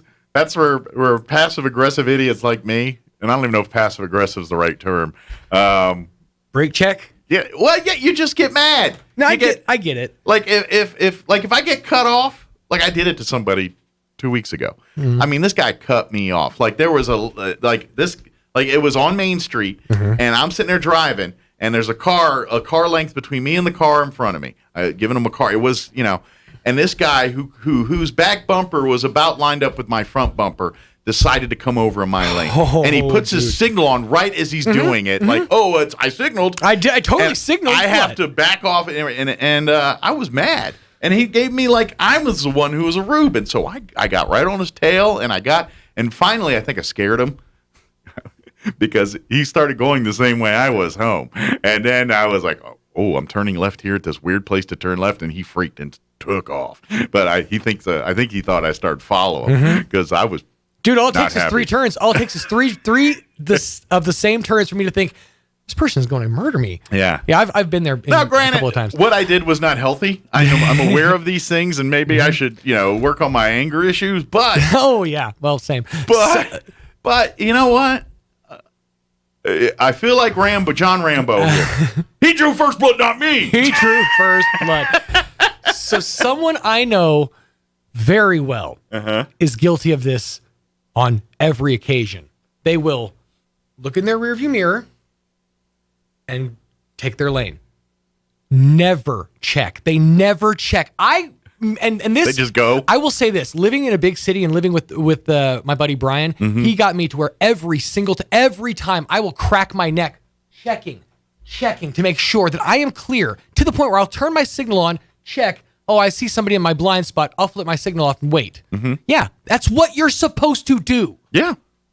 People don't care. But people say, they're going too slow. I'm going to cut them off. It drove me nuts when I'd be sitting in the passenger seat and they would just look in the mirror and we would be so close to hitting somebody. I'm like, why didn't you check? Yeah. Check. Just check. It's a quick. That's all you got to do. Yeah. But no, Chris is right. I've had the tailgaters too. Where they start riding your tail. And I'm like, dude, I can't go any faster. I can't go any slower. That is real annoying. Yeah. And so I don't always do a brake check unless I can kind of see they're doing it deliberately. I won't brake check because I'm terrified of what's going to happen to my vehicle. I'm at that moment, I'm usually too not happy to worry about. I'm too blinded with rage to ever do anything. I go straight OJ at that point. It happens. Knows what the hell's going to happen. It happens. Sometimes you got to go a little OJ. I get it. Oh, dude, really? What? Oh, nothing. I just realized that where I cracked my phone was right over the camera. So you can't. My selfie days are done, man. Oh, no. I know. Or at least they're all going to have a weird look foggy filter. So you could get a new phone with a camera. That's the first step. But maybe in your next vehicle purchase, like my wife's car, it has the blind spot dingers and all that stuff, so you don't have to do all that quadruple checking. I have no problem doing it though. That's the thing. It's never impeded my ability to drive. And it's kind of funny with speaking of that, the technology in car, because like my wife's car, she's got the Hyundai Santa Fe Sport. She got from Roswell Hyundai. It's a beautiful car. I drive my Jeep Wrangler I got from Richland. But anyway, her car has all the bells and whistles. Like hers is bell and whistled up. Right. Like it's got the self-driving stuff where it'll keep the speed and distance and all that. It's got the blind spot monitoring. It's got the 4-camera deal with the overhead cam. Which feels super creepy. Yeah. We've commissioned a satellite to strictly follow your vehicle. Yeah. So you will always know. The heated and cooled seats. It's got, got all the bells and whistles. Right. My Jeep has none of these things. But I would argue that the fact that your Jeep has none of these things is in and of itself its own feature. I like that. I prefer. Yeah, I don't want all the rugged. bells and whistles. It's the I'm doing this myself. The one creature comfort my Jeep has that I needed was the ability to Bluetooth my phone to my radio and everything. Same, and that's that was the one thing I was like, it's got to have that, and it does. Yeah. So I'm happy. Yeah. So that's really all you need, because if you're not a person who listens to traditional radio. But I also argue the safety features on my wife's car are great and very useful and are valuable tools. But they make it to where you are weaker as a person because you don't rely on your own skills. I agree. I'm a better driver because of my Jeep. I don't have a backup camera. I don't have any of that stuff. Now, I do have a just backup camera, and I'm only just now starting to kind of get used to using it because I've always just thrown an arm back. And I still do that, on occasion. And to my wife's credit, it's a godsend. Like we go to parking, we go to park at any store or anything, and then of course she hits the 4-camera thing, and then when she's pulling the parking space, she's looking down at the overhead view. It's like, all right, I'm perfectly in the center, and it makes all that great. But at some point, I watch her drive, and I'm like, you're not even looking out anymore. You're just watching the camera. And I'm like... At this point, you're just playing a video game. And I'm like, that makes me nervous, right. And I know that's part of my old school thinking brain, maybe. And these youngins are like, we do it all this way now. Right. And I'm like, maybe. These are the kinds of things that make people go, okay, boomer. But this is honestly, that's my comfort. This is where I find myself. Yeah, like I drive my Jeep. I love driving the Jeep because I feel the road with that thing. Like I know... Like I can tell in my feet and in my hands, hey, the accelerator. And you can even tell when stuff's not working right. Because you're like, hey, I stepped on the gas. That's how it normally does. That you miss some of that with all the bells and whistles where you become one with the vehicle. I don't have cruise control. That's maybe the one thing I wish I did have, because I do. I have that. I do have. It does force me to maintain the attention of I'm maintaining my speed, I'm maintaining my lane, so it keeps me on guard. But boy, does that foot get tired, especially on them longer trips, man. Whew. You ever driven to Oklahoma without cruise control? That's a rough one. One of the rougher road trips, and I had cruise control, I just didn't use it for fear of the situation. One time, and pro tip, if you're going west, like to Tucson or Arizona, somewhere there, that way, heading that way, right? Tip, don't leave later in the afternoon to do that. Yeah, I would. Oh, the sun sets in the west. Yeah, I would think that would probably be a problem. Well, it was one of those deals where we were going to, my in-laws live out in Tucson area. And so we were going to go drive out for the weekend to visit. So we waited till we got off work Friday, and it was like 3:30, 4 o'clock. And then we got on the road to head to Tucson. And to get there about like 10 or 11 that night or whatever it was. I don't remember. But I remember going on I-10, heading towards like Lordsburg and then going into Arizona, that whole stretch of highway was brutal. I felt like my eyeballs were burning out. I mean, I had my sunglasses on, the visor, and I was just literally trying to, and so I did not use cruise control because I didn't have the visibility I wanted. Right. So, and I did that whole probably 6-7 hour stretch there of without cruise control with the bind. I've never felt more tired after driving in a car in that short of time. Oh yeah, than you that just get trip. that straight up eye strain. My head hurted. My eyes hurt. It was just all. His head hurted. My head hurted. My head done hurted. I'm gonna say this is essentially. I'm trying to find just the clip of it itself. This is essentially what you were driving into. Physical manifestation or the audio manifestation of what you were driving into is just the vibra slap. Ah, yeah. Let's go with that. That makes sense. Yeah, whenever you need to like express sun in a radio commercial, vibra slap is my first go to. I don't know why, it just is. I think we all think of, when we think of sun beating down, we think of of course, the old Looney Tunes cartoons, and every one of those always had like the rattlesnake. Yeah, rattlesnake, then like the. So I feel like in our brain we associate that with hot. Dude, I would probably say 80 to 90% of the sounds that I associate with actions is the direct result of Mel Blanc. Oh, you're right. Or Friz Freleng, or the animators. And I would even argue, if folks pay attention, they can see it in your work. Oh, 100%. Like if you listen to commercials and stuff, and you start hearing like the drops and the certain laughs and certain chuckles, and you're like, that's Looney Tunes. I've had moments where like where you like you have one of those out of body experiences. Well, what's it like looking at yourself from a third person perspective? I've thought, what is it like listening to me inside of my production studio? Because it's just a bunch of random sound effects. And then like a loud, and then a commercial comes out. I've sat there and recorded. There's like whole videos of the whole Hanna-Barbera sound effects library. Oh, nice. And I've never saved them, but I will sit there and record it until I hear just the right sound. I'm like, there it is, perfect. Yeah. Well, yeah, but those are great for the obscure ones. I mean, yeah, you got all your yabba dabba doos and your famous quotes, but you want the all those noises. I'm a sucker for Foley. I grew up, before I wanted to do radio, I wanted to do Foley. And that's Axel Foley? Yes, Aqua Foley. Foley for movies and TV shows. And that's where you learn things like the sound of Speedy Gonzalez taking off is literally the sound of a bullet ricocheting. Yeah. Yeah, that's how you know. Yeah, you find out stuff like that. Or like the sound of the average or the standard movie punch was somebody slapping, I think it was a T-bone. Okay. Is that exact that same meaty slap punch sound you hear in movies? The one I love is the simplest one, but it's still to this day my favorite. It was the piano sound when Twinkle Toes Flintstone would always do his bowling on his toes. He'd go and he bowl. That to this day, that's the sound. Like in my head, I think of it every time there's a bowling reference. All I think of is Fred Flintstone going and the water buffaloes. And then every time. Yep. Every single time. All right, it is 8:47. Let's go ahead and pause for some local news. Let's also get you into weather, town hall business, quick break as well. We'll be back. Don't go away. You're listening to Mornings with Mike Winters. Now for a Pecos Valley news update. I'm Jared Cirillo. Big news with the New Mexico Department of Transportation announcing this week a long-awaited expansion of U.S. Highway 82 from Artesia to Maljamar is now complete. The $60 million project is finally complete after 4 years. That's almost twice as long as it was slated to last at the beginning of the work. There remains some cleanup work to do, but the last 30-mile section is now open to full traffic.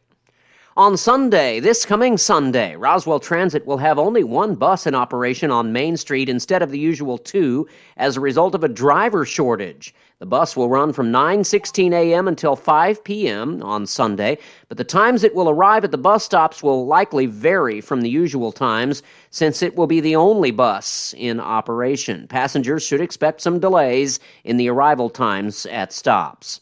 You're up to date. I'm Jared Cirillo. I'm meteorologist Steve Hamilton with your Pecos Valley weather. Dry and hot today, but we do have increasing rain chances as we get toward tomorrow afternoon and especially Thursday. Sunshine in mid-90s today. Overnight, a few clouds and down to 70. Tomorrow we'll get mostly sunny conditions. Afternoon high in the mid-90s again. Maybe a late day storm.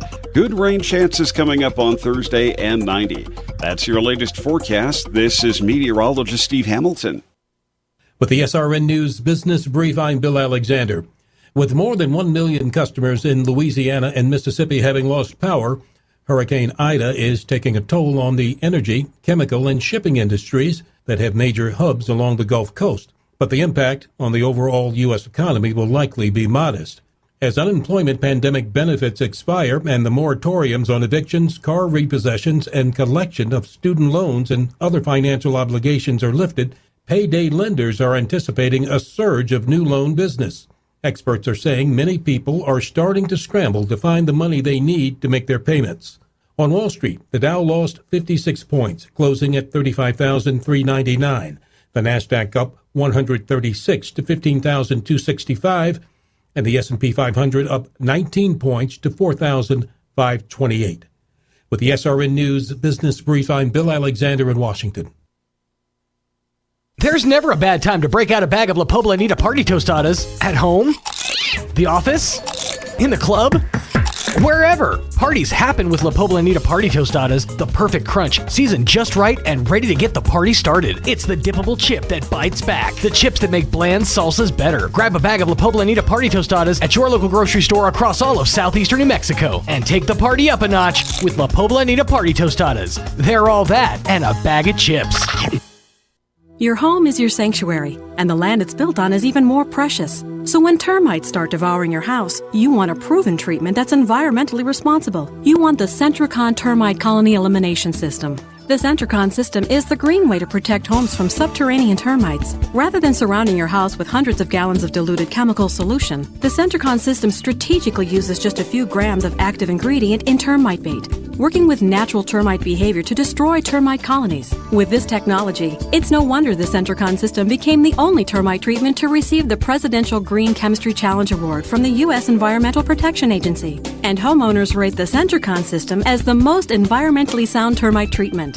Your home is your sanctuary, so monitor, bait, and eliminate termites with the Centricon system. Think of it as your own little piece on Earth. Call Bob Reed Pest Control today in Roswell, 623-5344, or anywhere in southeast New Mexico at 877-623-5344. How many times do you think we could say lucky in 30 seconds? This is the lucky 13th year for the Artesia Chamber of Commerce's Clays Crusher Fun Shoot. If you're feeling lucky, please join us on Saturday, September 18th for a fun day of shooting clays. Luckily, we scored a spot at the Eddy County Shooting Range, and we'll have 2 rotations at 9 a.m. and 1 p.m. If you're lucky, you will hit all 70 targets. If we are lucky, the weather will cooperate. It's just $150 per participant. A team of 5 is just $750, and a sponsorship is luckily $1,300. Sign up at artesiachamber.com or give us a call at 575-746-2744. We just said 7 luckies in 30 seconds. Luck must be on our side. Clays Crusher, September 18th, artesiachamber.com. Paid for by the Artesia and Eddy County Lodgers Tax. Roswell Skin Center, a brand new state-of-the-art facility located in the 400 Penn Plaza building here in Roswell, is now accepting new patients. Dr. Brandon Cometti and his team offer a full range of skin care services, including general dermatology, surgical and cosmetic procedures, including cutting-edge laser rejuvenation, Botox, filler, laser hair removal, chemical peels, and other non-invasive options to improve skin health and turn back the hands of time. Call and schedule your appointment at Roswell Skin Center today, 208-2509. That's 208-2509. Move on over to the Calico Cow Fabric and Gift Shop in downtown Roswell. The Cow is stocked with fabrics and everything you need, and the Calico Cow is your destination for brand new Brothers sewing machines. Find out more and shop online at roswellquilting.com or move on over to the Calico Cow Fabric and Gift Shop in downtown Roswell. Want to know how? Come see the cow. The massive vehicle elimination event is on now at Roswell Honda. A huge roundup of clean, quality pre-owned vehicles marked way down to clear the lot. They need the space, so you get the savings. Like a 2014 Grand Caravan for just $169 a month, a 2010 Honda Pilot for just $159 a month, or a 2014 Chevy Cruze for just $139 a month. And with $2,000 in payment assistance, now is the best time ever to buy. Get a 12-pack for stopping by, a smartwatch with qualified test drive, and Monopoly with every purchase. The massive vehicle elimination event on now at Roswell Honda, 2177 West 2nd.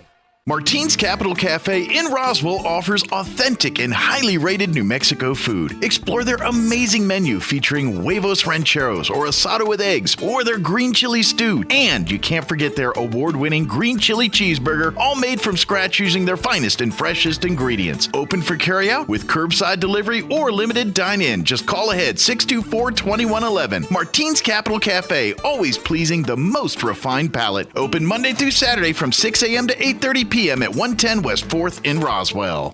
Here's a Mornings with Mike Winters fun fact. Astronauts are not allowed to eat beans before they go into space because passing wind in a spacesuit damages them. The suits for the astronauts. Here's Mike Winters. And good morning. It is 8:54. Next hour, stay tuned. We're going to replay our interview we had with Sheriff Mike Harrington. He joined us on Friday. In the 8 o'clock hour, we had Sheriff Mike Harrington and his undersheriff, Charles Eastless, join us. And we chit-chatted, talked a little bit about the American Legion Legacy Run last week. We talked a little bit about just things they're seeing around town and talk law enforcement, just, great old law enforcement stuff with those two gentlemen. So we'll play that for you next hour here. Let's see. What did I do with it? Do I have it? I got so many things. I think I buried it in the wrong one. Dang it! I'll have to dig it up after the thing here. But I was going to do some blood drives, but I'll do that next hour since I think it's buried in one of those over there.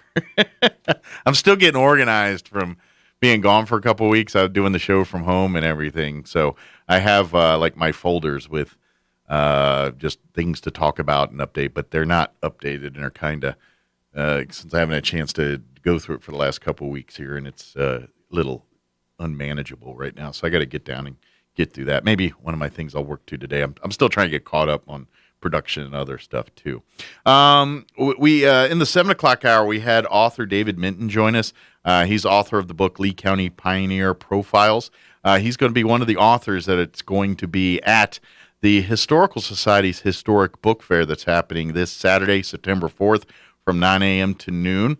It'll be hosted there by the Historical Society. It's going to be in the Archives Facility, 208 North Lee Street, right next to the J.P. White Museum. You'll find rare, out-of-print, historic nonfiction titles will be for sale. There'll also be $5 mystery bags available. No peeking on those. They will also be doing a random shopper per hour will receive one of the free mystery bags, get some free rare swag there. Plus book signings by Donna Blake Burchell, who we had on the phone earlier on Friday, matter of fact. You can go back and check that interview out. John LeMay, he's actually going to be in this Friday and chit-chat. Of course, we've had John on a plethora of times. And then the gentleman we just talked to this morning, David Minton, will be there from Lee County. And check out his book, too. If you go to the Historical Society's website, roswellnmhistory.org, if you go there, you'll learn more about this event. Also, the deadline for RSVPing for their big dinner in September, here in the end of September, the fajita meal with peppers, all of that. That's September, I think it's 30th. I don't have it in front of me. I believe that's right. But I know the deadline to RSVP for that is this Friday. Cost is $100, like the previous dinners, $100 for a dinner box that feeds two, fajitas for two with appetizers, salad, dessert, it's all great, delicious peppers food. So for $100, we'll get you a meal for two. They also have the dinner bundle for $500. And that will be meals for 10 people, fajitas for 10 with all the sides and salads and desserts and what have you. Plus, you'll get a centerpiece, some swag, and delivery also of your meals. Or you can pick them up if you'd like to pick them up. Love to have you do that because we'll have some music going on. We're going to have some drive-through and pick up projects and events and things, tables set up, some nonprofit stuff going on there. So we'd love to have you come through. But if you'd like to get the meals and have them delivered, it'll be another afternoon lunch kind of thing. But again, go to roswellnmhistory.org. You can RSVP there. You can learn more about the historic book fair happening this Saturday. Also, if you're looking for opportunities to rent the archives facility where the book fair is happening, that's available for rental for folks. If you've got a like a wedding or quinceañera or a business meeting or just I think it's the archives facility. I think it holds like 75 people. It's got a full kitchen. It's the beautiful archives. So, I mean, it's a very good place to have those kind of events. It's a great way to support the Historical Society as well. And then also, don't forget, if your holidays are fast approaching, we'll be talking about Christmas and all that here pretty quick. If you're looking for some Christmas shopping for some readers or historical buffs or art lovers on your list, RoswellNMHistory.org. The books for some of our local authors from Donna and David and of course, Elvis and John and all those folks. You can get their books, autographed copies in many cases. And also, don't forget the Peter Hurd prints. All make beautiful Christmas gifts or birthday gifts or, appreciation gifts or gifts for yourself. You don't have to give them to anybody. Keep them for yourself. I don't care. But great way to support RoswellNMHistory.org. All right, it is 9 o'clock. Time for some town hall news. We'll be back on the other side. Do not go away, please. Bill Cunningham is now in Roswell on 106.5 FM KEND Roswell. News this hour from townhall.com. I'm Rich Thomason. President Biden goes before the cameras and microphones in a few hours to address the nation about Afghanistan. White House correspondent Greg Clugston. The military met the president's deadline of concluding its 20-year mission by today. Evacuations took place until yesterday, followed by the pullout of all remaining American forces. Mr. Biden will address the American people from the White House this afternoon about the recent airlifts and his decision to stick with the August 31st withdrawal deadline. Our military affairs analyst, retired Lieutenant Colonel Robert McGinnis, says the Biden troop withdrawal may come back to haunt the U.S. globally for decades to come. When we left the way we did, we seriously tarnished our prestige and the trust and confidence that our allies and foreign partners have in us. White House National Security Advisor Jake Sullivan acknowledging that some Americans do remain in Afghanistan, despite the president's previous pledge not to leave until every U.S. citizen was out. We continue our mission to get them out. It's just that it has shifted from a military mission to a diplomatic mission, and we have considerable leverage over the Taliban to ensure that any remaining American citizen will be able to get out. Sullivan on ABC's Good Morning America. Consumer spending, a key driver of the U.S. economy, faded this month, dropping to its lowest level since February. That, according to the Conference Board, out today with its closely watched Consumer Confidence Index. The business-funded research group says concerns about the resurgence of COVID-19, as well as worries about inflation, contributed to the decline. Hurricane Ida, not through with us just yet, dumping bands of heavy rain from the Gulf Coast into New England with flash flooding a concern. Wall Street, the Dow is up 12 points, the Nasdaq down 31, the S&P 1 point lower. More on these stories at townhall.com. Hey, Dad, what are you doing? Oh, hi, son. I thought I'd sing for the Legacy Box commercial. No, Dad, I want you to talk about Legacy Box, how it's the best way to digitize your family's home movies and photos. But there's no extra charge for singing. Thank you, but people need to understand that we can take old photos, VHS tapes, even film and transfer them to DVD, thumb drive, or a digital download. Our trained technicians digitize everything by hand right here in the U.S. Don't worry, I'll cover all that. Legacy Box, the best way to digitize home movies and photos so that they aren't lost. Proud of my son and his Legacy Box. Time's almost up. From sea to shining sea. Okay, I'll just read the rest of the ad then. Legacy Box is the best and easiest way to digitize your home movies and photos. Save 40% right now when you go to legacybox.com/lbox. That's 40% off at legacybox.com/lbox. legacybox.com/lbox. European consumer prices up more than expected this month, boosted in large part by more costly fuel. Economists say the jump is temporary, but it could pose questions about how persistent higher inflation might turn out to be.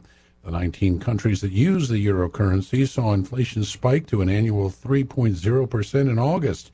That's up from 2.2% in July, according to figures released by European Union statistics agency Eurostat. The increase was so large in part because some prices were much lower a year ago due to one-time factors connected to the coronavirus pandemic. That's correspondent Jeremy House. South Korea's National Assembly approving legislation that bans app store operators like Google and Apple from forcing developers to use their in-app payment systems. South Korea, apparently the first country to pass such a bill, becomes law when it's signed by the president, whose party has backed the measure. News and analysis at townhall.com.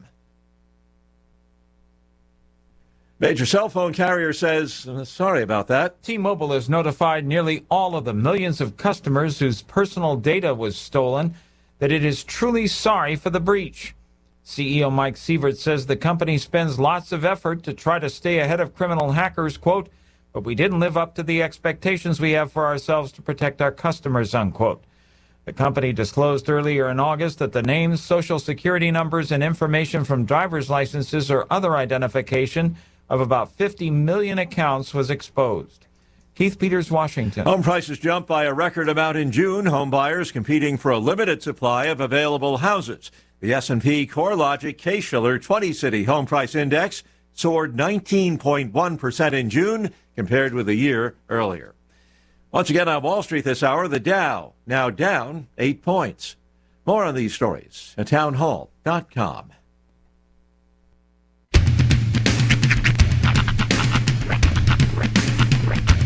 What in the wide, wide world of sports is going on here? I promise you, whatever scum did this, not one man on this force will rest for 1 minute until he's behind bars. Now let's grab a bite to eat. Yeah, come on. I feel the hot wind on my shoulder and the touch of a world that is older. I hit the switch and check the number. I leave it on and then I slumber.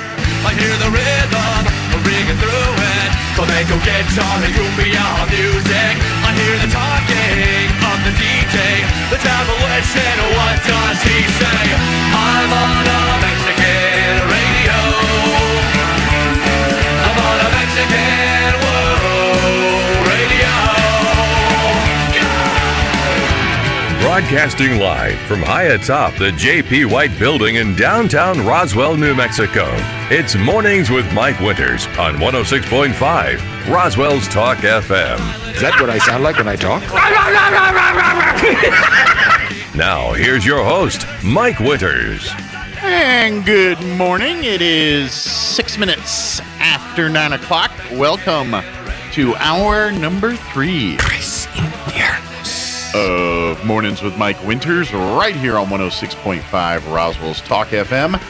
Buenos Tuesday, everybody. See. Hope you're all having a super awesome, neato, fabuloso Dia Day Tuesday. I want to bring back the term swimmingly. It's going swimmingly. Yeah, it's a good term. Mm-hmm. I do like it. Things are going swimmingly. Swimmingly. Mm-hmm. It fills the mouth a lot. I wonder what the origin of that term is. I had to charge my phone, so I left it over there. So. Yeah, I'll have to maybe look when I think about it. I don't know. I'm curious. I guess if things were going sinkingly, that would be terrible. Yeah. So if you're swimming, swimming along. I mean, does it have anything to do with swimming? One would have to imagine. Or is it swimming was a term for something back in yesteryear that meant something else and has nothing to do with actual swimming was actually like just some kind of like horrible torture thing that we used to do to people. But when you did it well, people said it went swimmingly. We forced the witches in Salem to swim. I don't know. I'll have to look that up. I don't know the origin. But we all met down at the creek and made them swim. It was a swim meet. MEAT, swim meet. Swim/meet. Get your swim meet on. As I understand it, if they weigh if they float, then they're they weigh as much as a duck, which means they're a witch. Yeah. Right? And then you burn them.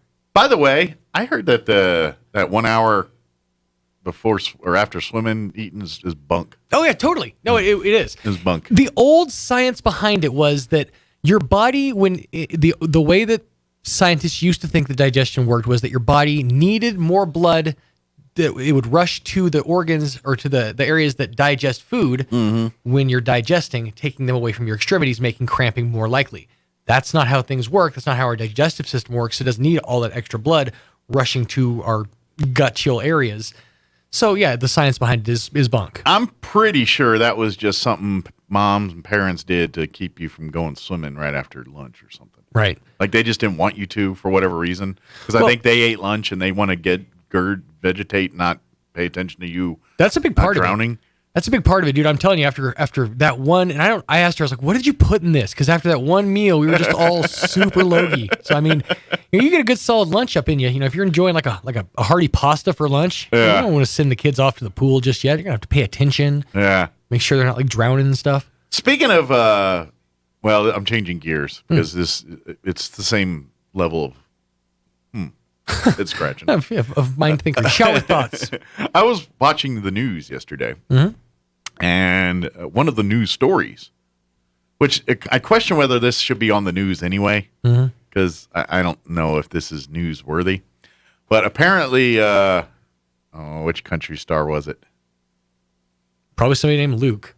Luke or Dirk Bentley. It's a big name, Luke Combs or Dirk Bentley. I don't know. It was one of the big name country stars was at the Journal Pavilion or whatever they call that now in Albuquerque the other night. And I guess a big fight broke out.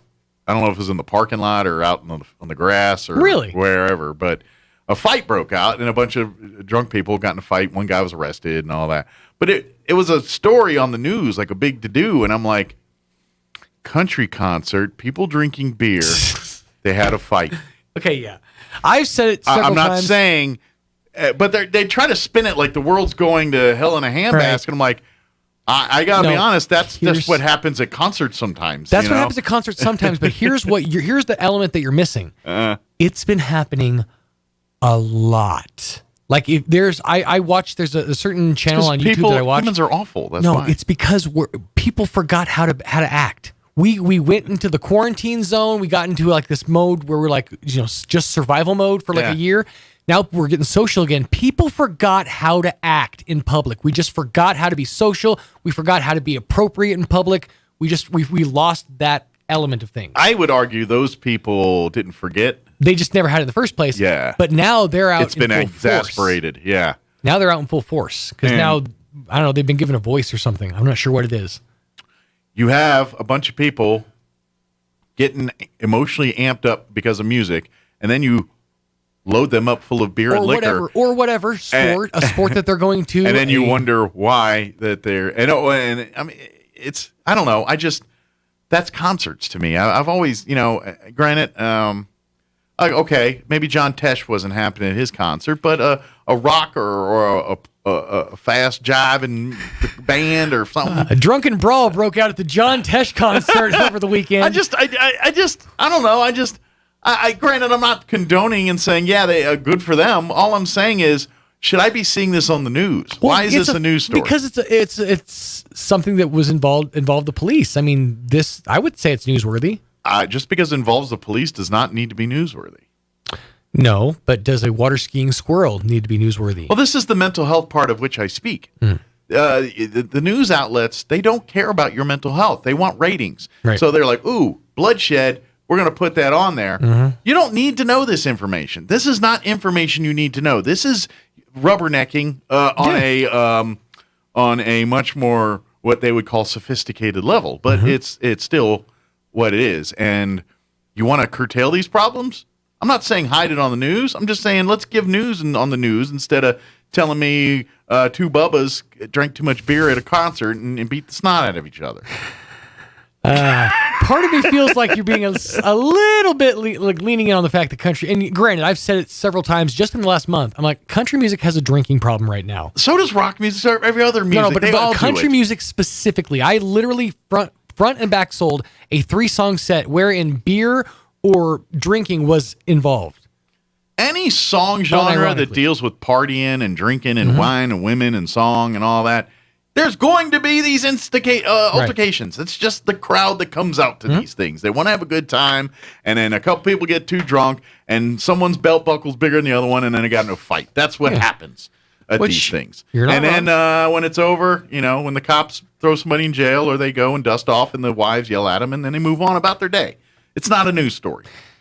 It doesn't need to be in the statewide news. I would argue that maybe if it doesn't necessarily fall into your news radar, but it might fall into someone else's. Well, then they can read it online in something that's more niche and relevant to them.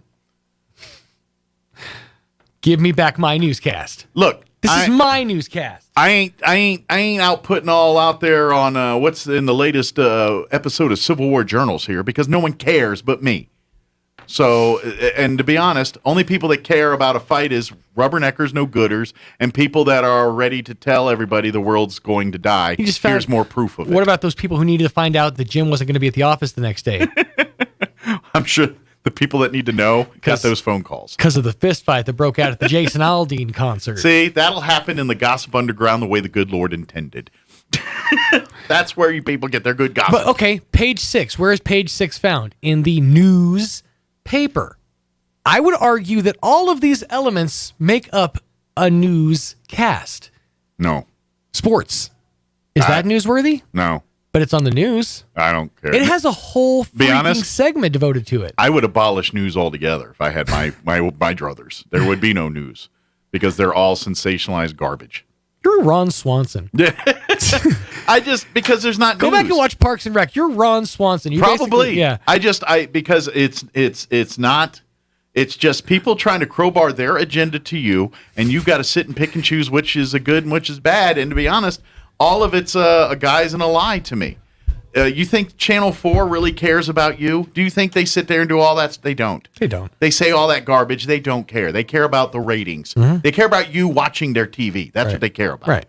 Making them awards. Yeah. Because they want to have that thing at the end that says the National Broadcasting Association's Station of the Year. All of that garbage that the news outlets put out there to try to connect to you and be part of you is all hokum and BS and fake. It's not. It doesn't even look logistic or looks realistic. It's bad. You know who cares? We care. That's right. I got to get to an interview. I'm going to rant some more. I just hate fake, and to me, news is fake. It's the fake hairdos, fake jokes, fake everything. The jokes are bad. Everything's. They try to do these morning shows like, gonna be hot today, Scorcher. Bring your shorts on. And you're just like, oh, shut up. I kind of feel a little attacked here, Mike. I'm not going to lie. Maybe some of us came up in a different school of broadcast. Maybe sometimes the no-talk triple play needs to be pitched. You know what? I'm all for that and fun and times and place, but don't tell me it's news, okay? Hey. You want to have a show to find the best way to cook ribs on the 4th of July? Mm-hmm. I'm down for that. Great. Don't tell me it's news. Fair enough. Fair enough. I never did. I never purported myself as being a news show. Fart Joke Funny's coming up. It's 9:16. Here's your weather. I'm meteorologist Steve Hamilton with your Pecos Valley weather. Dry and hot today, but we do have increasing rain chances as we get toward tomorrow afternoon and especially Thursday. Sunshine in mid-90s today. Overnight, a few clouds and down to 70. Tomorrow we'll get mostly sunny conditions. Afternoon high in the mid-90s again. Maybe a late-day storm. Good rain chances coming up on Thursday and 90. That's your latest forecast. This is meteorologist Steve Hamilton. Thank you, Steve.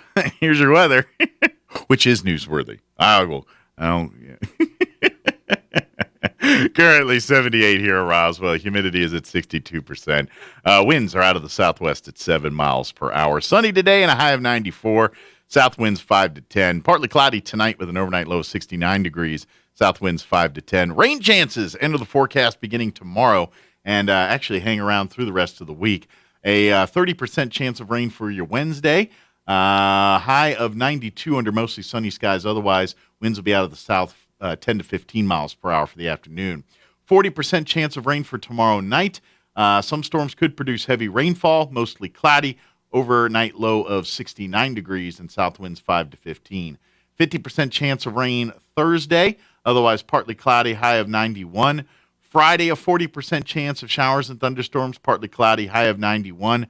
The weekend, for Saturday, a 20% chance of rain, mostly sunny and 92. 20% chance of rain Sunday as well, mostly sunny, high also of 92.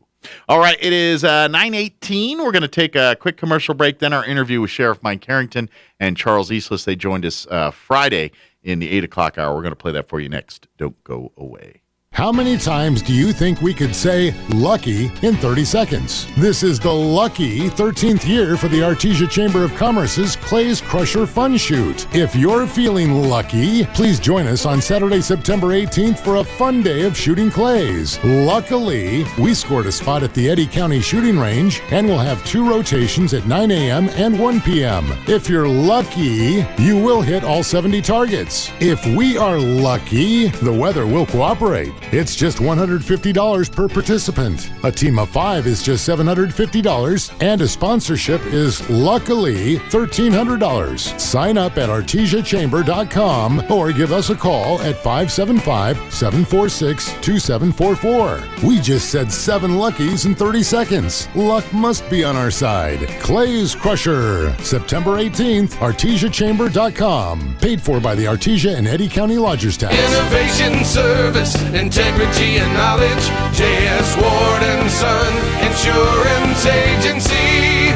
Auto and home, life and health, personal and commercial. Bonds too, since 1925. We have the coverage for you. Innovation, service, integrity, and knowledge. J.S. Ward and Son Insurance Agency.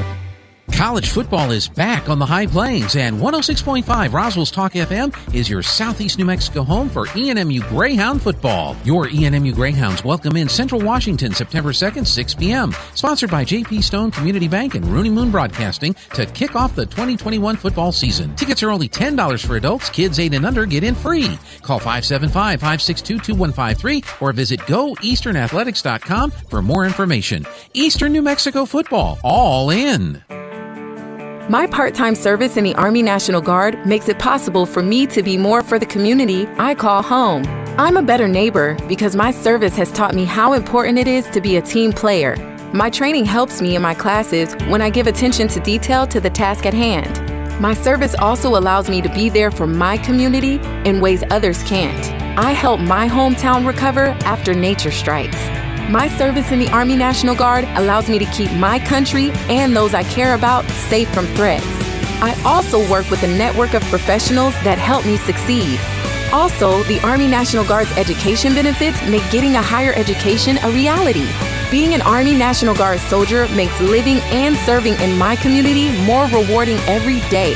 Learn more about how you too can live and serve part-time close to home by visiting NationalGuard.com. Sponsored by the New Mexico Army National Guard. Aired by the New Mexico Broadcasters Association and this station.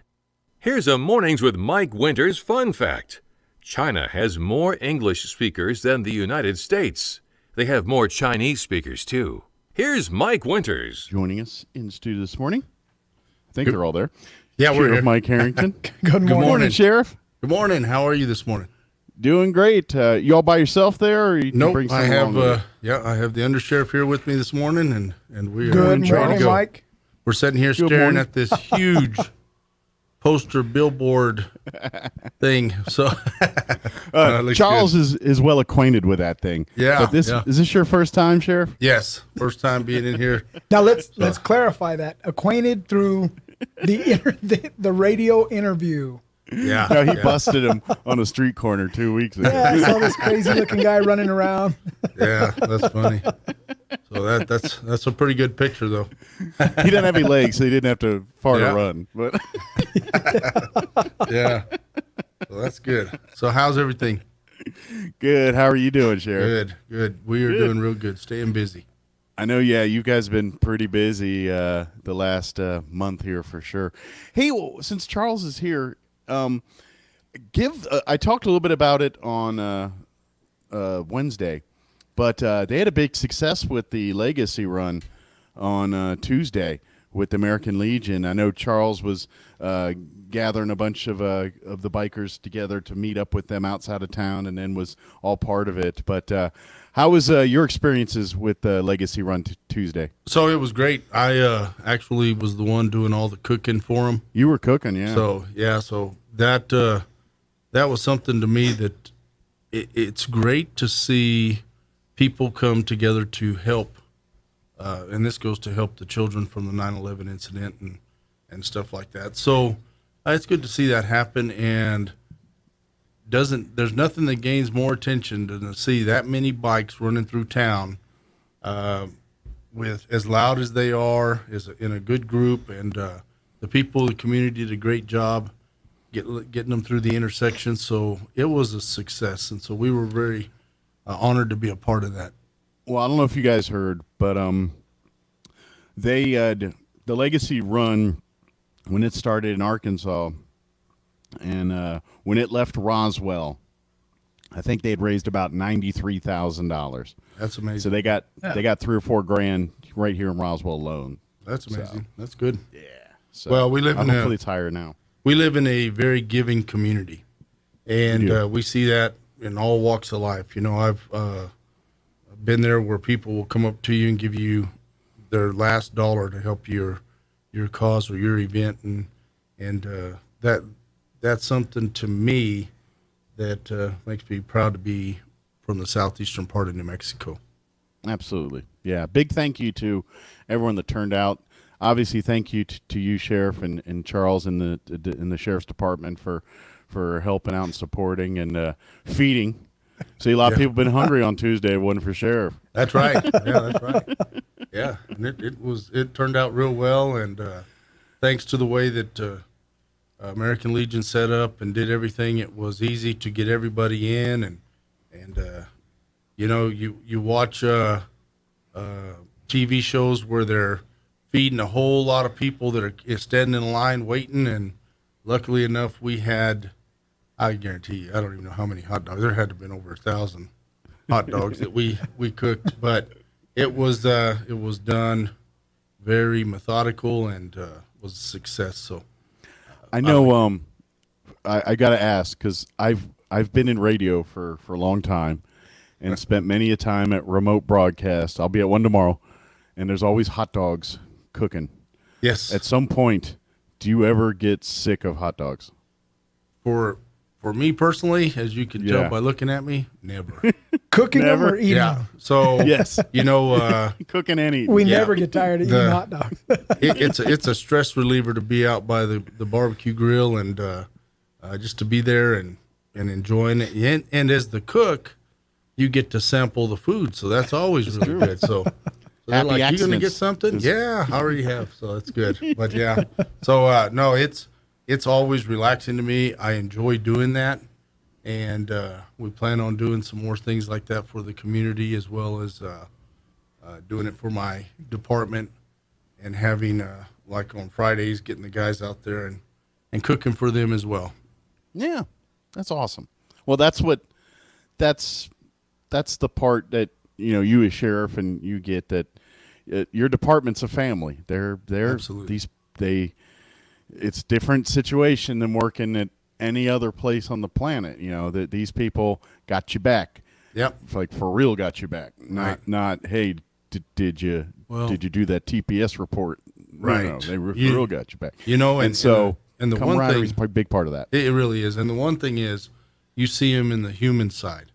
You know, a lot of people just see them as police, and it's kind of like with the TV shows. You know, you don't see the personal side or the human side of it, and you know, being there, you get to actually see that. So you have to be supportive of one another, because there are crazy times, and we're dealing with some crazy things, and you have to be the one that they can come to and talk to and feel comfortable around. So, and they do that Absolutely. with their own guys. So it's a good thing for us that everyone gets along, and that's including, you know, Roswell Police, State Police, everybody. We can talk to each other and tell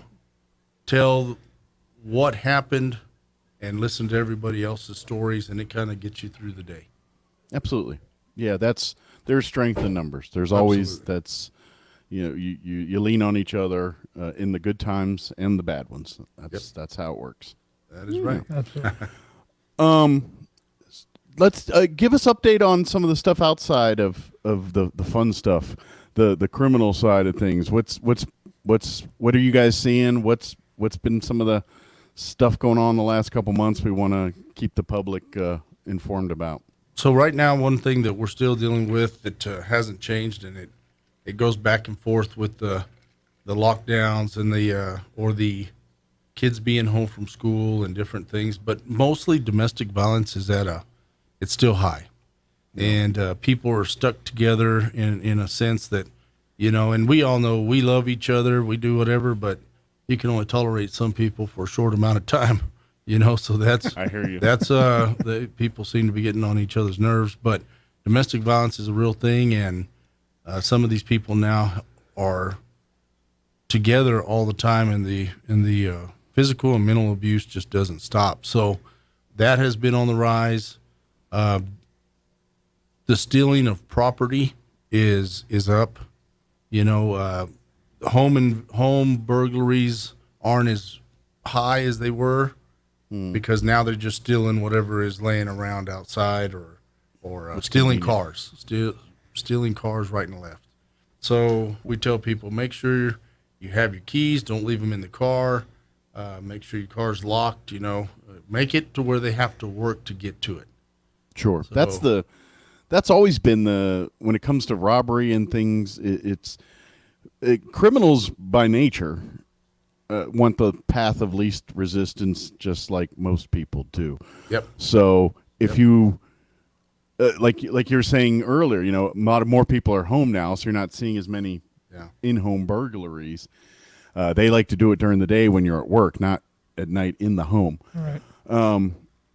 But if you're leaving a lawnmower sitting out in the front yard and wonder why it disappeared, that's on you a little bit. Yeah, absolutely. And it's a shame that we have to believe that you caused that to happen, because you shouldn't have to think that way. But the reality of it is that they are opportunists, and they will take anything. And your junk is another man's treasure.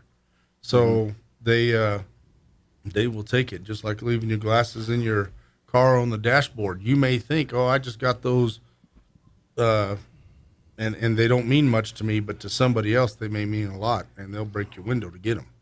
Sure. Well, and it's even things have value, and that's what it is. A lot of these folks, and I'm not saying all of them, but they're supporting drug habits, things like that. Yep. So anything of value. I mean, old plumbing parts, they're like, hey, there's copper in there. I can get money in that. I mean, that's absolutely.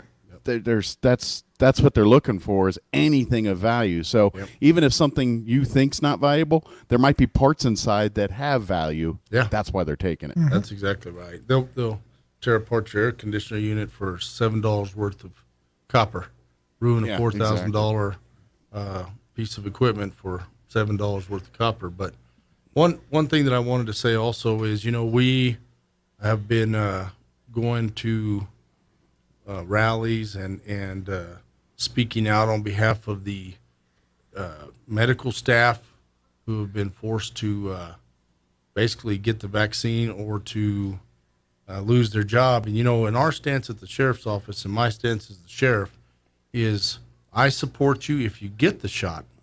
I support you if you don't. I believe that it is your choice, and it shouldn't cost you your job if you choose not to get it.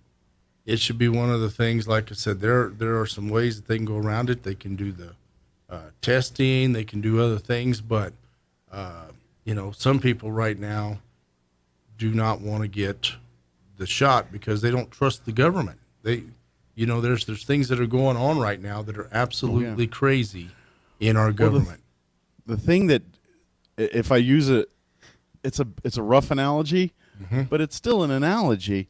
Yep. What's going on right now on the healthcare side with vaccine mandates? Yep. This is no different than if we were sitting there on June 6th D-Day with all of our soldiers getting ready to storm the beaches, and they said, wait a minute, half you guys aren't vaccinated, get back in the boats. Yeah. We're not going to let you fight. Yep. Good luck to the rest of you.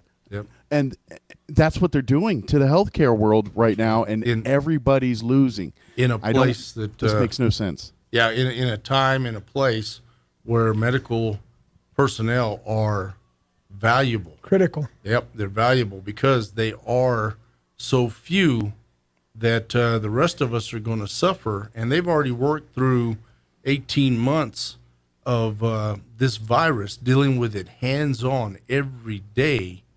And now all of a sudden it is critical for them to get this shot or be fired. And like I said, I support those who get it, those who don't, those who want to wear a mask, those who don't. I believe by the Constitution of the United States, you have the right to decide what you do to yourself in a situation like that.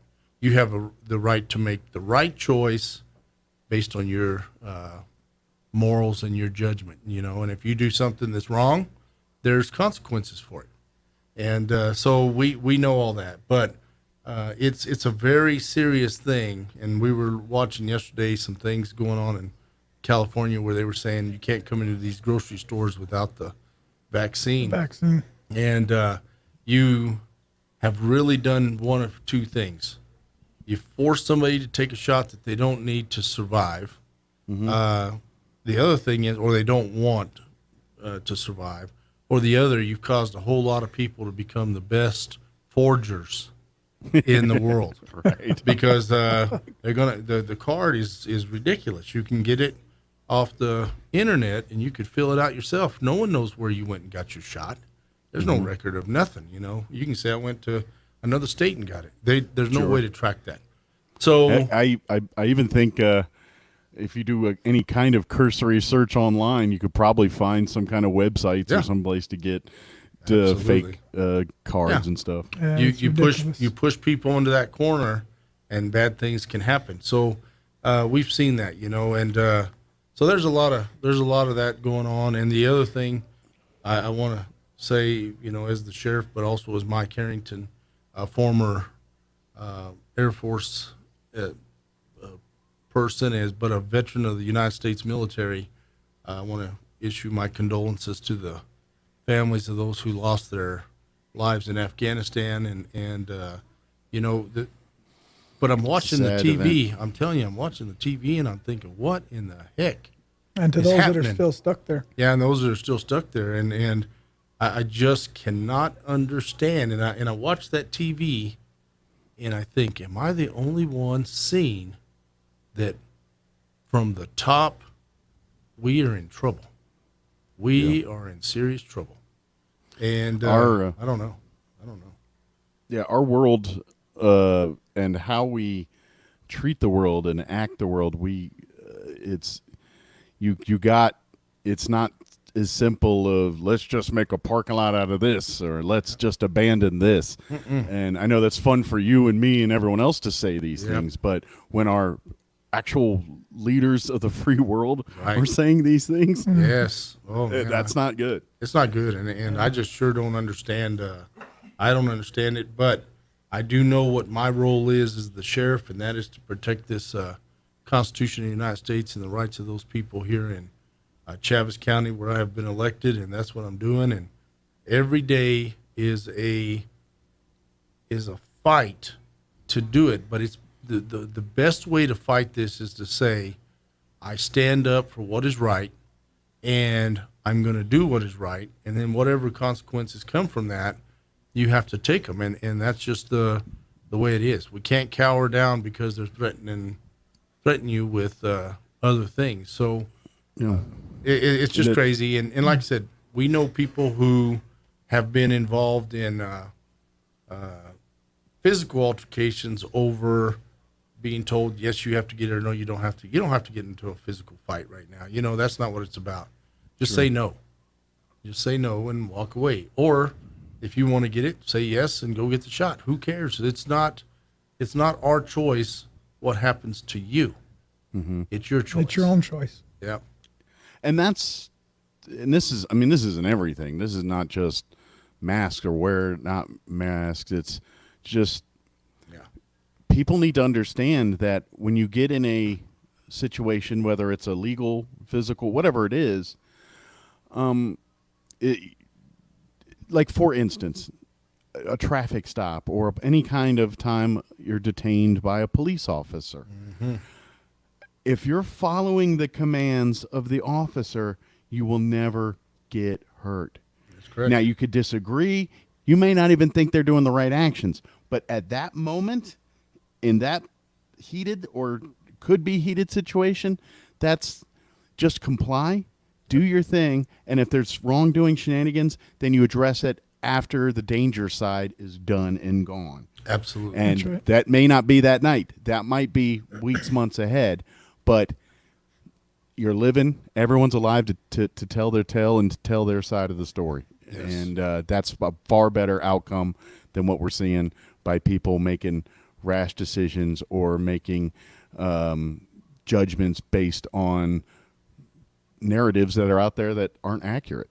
Yep, that's right. Absolutely. And that's one thing that I will say too. You know, we are so blessed at Chaves County Sheriff's Office that our county commissioners and our county management all came to our aid whenever it was time to get body cameras for the deputies.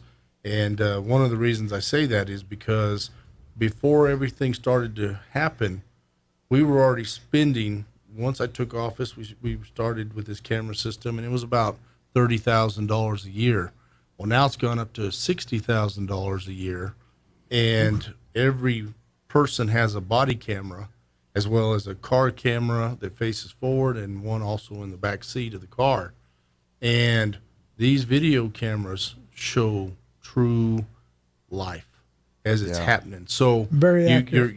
Your brain's going to try to fill in the spots with all these other things that you can't remember, where when you go and you watch the video, it's able to show you exactly what happened and show you that you were able to do the right thing or that you did the right thing. And so I would challenge any person, even a trained person, to be put in a high-stress scenario. Absolutely. And then after the fact, remember every single detail about that scenario. Yep, exactly. No, you don't. And that's one of the things that they even tell you. Witnesses aren't always accurate, because even a witness to a car crash, they looked when they heard the crash. They didn't see what was happening up to the time of the crash. They heard the crash and everybody looked, and then you look up and you say, okay, the light was green when I looked over there, but it could have been red. You know, we don't. So when you look at things and you're trying to recollect that information, it's not always going to be factual, because your brain only remembers certain highlights and then you fills in all these other spots. Where with the video camera, it shows it true life, and it's actually a good thing. And we're in a time right now where it is very important to have not only audio, because you know that used to be the thing, everybody carried a tape recorder and you can come back in, but now it has to be video, and a jury will rule correctly when they actually see it as though it's happening right now. Sure. Well, And they say so the camera doesn't lie.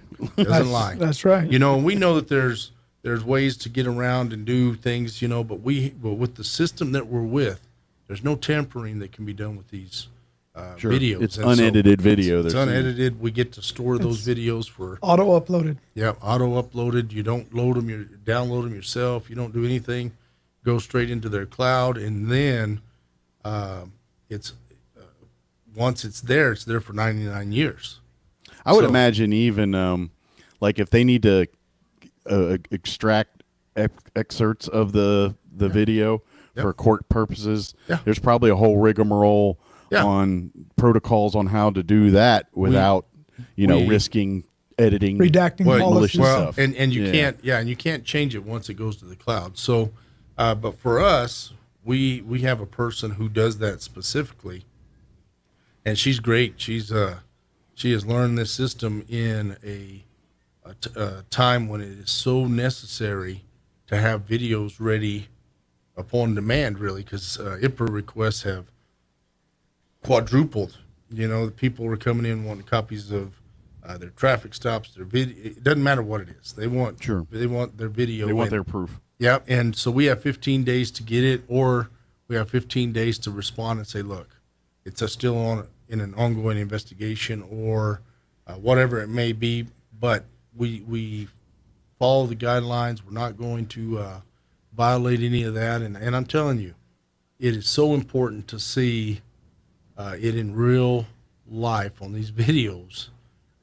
It for not only them, but for the deputies who were involved, because they can come in and say, okay, I now see that I did everything the right way, or whatever might be the case. A transcript may give you some of the data, but it doesn't give you the emotion. It doesn't set the table, the full scope of what the people involved were hearing, seeing, feeling, where that video doesn't show what leads up to. And yeah, exactly. You know, most transcripts, and I know this because I've been doing this a long time, most transcripts of audio, when they type out audio, and inaudible are the two main things on that thing all the time. You know, inaudible or you hear them say and as you're so reading you're missing it, gaps in the story too. Yeah, so as you're reading the deal, you see this going a whole lot. You know, so we've been really blessed to have a county that supports us as law enforcement, and I see that in the southeastern part of New Mexico more than ever. You know, and during these crazy times, and like I said, the only reason I use crazy is because crime has always been there. None of that's been anything different. It's that everything else around it is not normal right now. You know, we just have people who are angry for no reason. You know, well, let me rephrase that. To us, it appears to be no reason. Sure. To them and to our people of today, the smallest problem is huge to them. Mm-hmm. And it could be anything. And then whenever you're told you're about to lose your job, and we've seen this in the news throughout history, when you take a person's livelihood away, it takes away their belief that they can carry on, and bad things sometimes happen. Absolutely. When people feel like they're backed into a corner, their response is to survive. That's right. And the world we live in right now, due to some real stuff, some overhyping and over politicizing a lot of stuff, has made a lot of people feel like if I'm not fighting, you're going to put me in a corner. And so every little thing in their life and is escalate. So though you're seeing, sir, can you put a mask on? And that's the snap. Yes, you know, it's like I'm done with it. And it's not the mask. It's because before that they're told they don't have their job, they don't have this, they have that, and this is the problem. And everyone's quick to go into that corner, and we need to say, hold on. But we got, and that's the problem, is our mental health is rough right now. And we need that. Yeah, everyone's going to talk about all the problems we have. That's it. Number one's mental health. We got to get that fixed. And the rest will being start shut working down itself doesn't out. help that out at all. And that's the whole point of don't get rid of the nurses or the doctors, the people who are treating these individuals who actually have been dealing with this virus for such a long time already, and they've been dealing with worse viruses than this, or worse diseases without vaccine, because they've been trained on how to deal with these things. Sure. So, you know, we can't get rid of them. We can't. And I'll tell you this right now: Texas is going to scoop up all of our medical personnel. They're going to take them all, and they'll get paid better. Yeah, and they'll probably take our teachers. They're going to take everybody because they're in the same boat there too. And we have to truly hold on to those that we have, and we have to tell them every day, you know what? Thank you for staying here. Don't abandon us. Don't leave us. And because every one of us at one time or another need a nurse or a doctor. Yeah. And we've got to have them. And I'm going to do everything I can to help them and be in the front of that fight if it's necessary to continue to do that. So, well, we're running short on time, but I would kind of wrap this part saying, folks, keep giving ammunition to our legislators.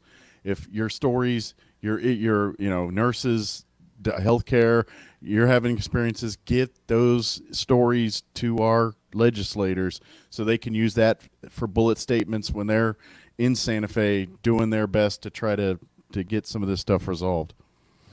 So yep. Well, Absolutely. and one thing too I wanted to say is tomorrow morning we'll be out at the farmers market on the courthouse lawn, and I encourage people to come out and support these individuals that are out there, and it is really a great environment. People are out there and everyone's talking and you're getting to buy and enjoying the day. Getting to buy things you don't see everywhere else. So it's good. So we want to be out there. We're going to be out there tomorrow, and I think you should bring your grill. Yeah, just take and 1,000 just grab hot like dogs. some produce and just throw it on the grill. Throw it on the grill. Well, we have Oys is out there doing that. And she's out there cooking, and then you have Hector out there cooking burritos, and so we're out there. And like I said, you don't want me there because I'll be in front of that grill the whole time. Well, so that'll be tell good. the restaurants if they need a break. Yep. Sheriff will step in and get on grill there. Yeah, that's right. Well, and also make sure you follow the Chaves County Sheriff's Office Facebook page. And I want to also tell you we have one individual at the academy now, and I just hired on another individual this last week, and we've got people who we're looking at bringing on board here pretty quick. So we're doing very well manpower-wise. Very good. But if you're interested, go to the county's website. Absolutely. You can see all the job descriptions and everything there and apply and maybe start your process of becoming a sheriff's deputy. Absolutely. Absolutely. We have a couple more spots left. Yep. So Awesome. thank you so much. Well, thank you guys. Have an awesome weekend. Thank you, Mike. You We'll too. See you soon. Try not to work too hard. Oh, no. And we'll see you in person next time. You don't got have to look it. at the big flat I'm mic looking anymore. at it right now. I think you need to hang it on the wall behind you. Yeah, just put it up there. It's kind of eerie just to sit there and stare at it and look at it and have it stare back at I you. think you should put it in your employees' offices.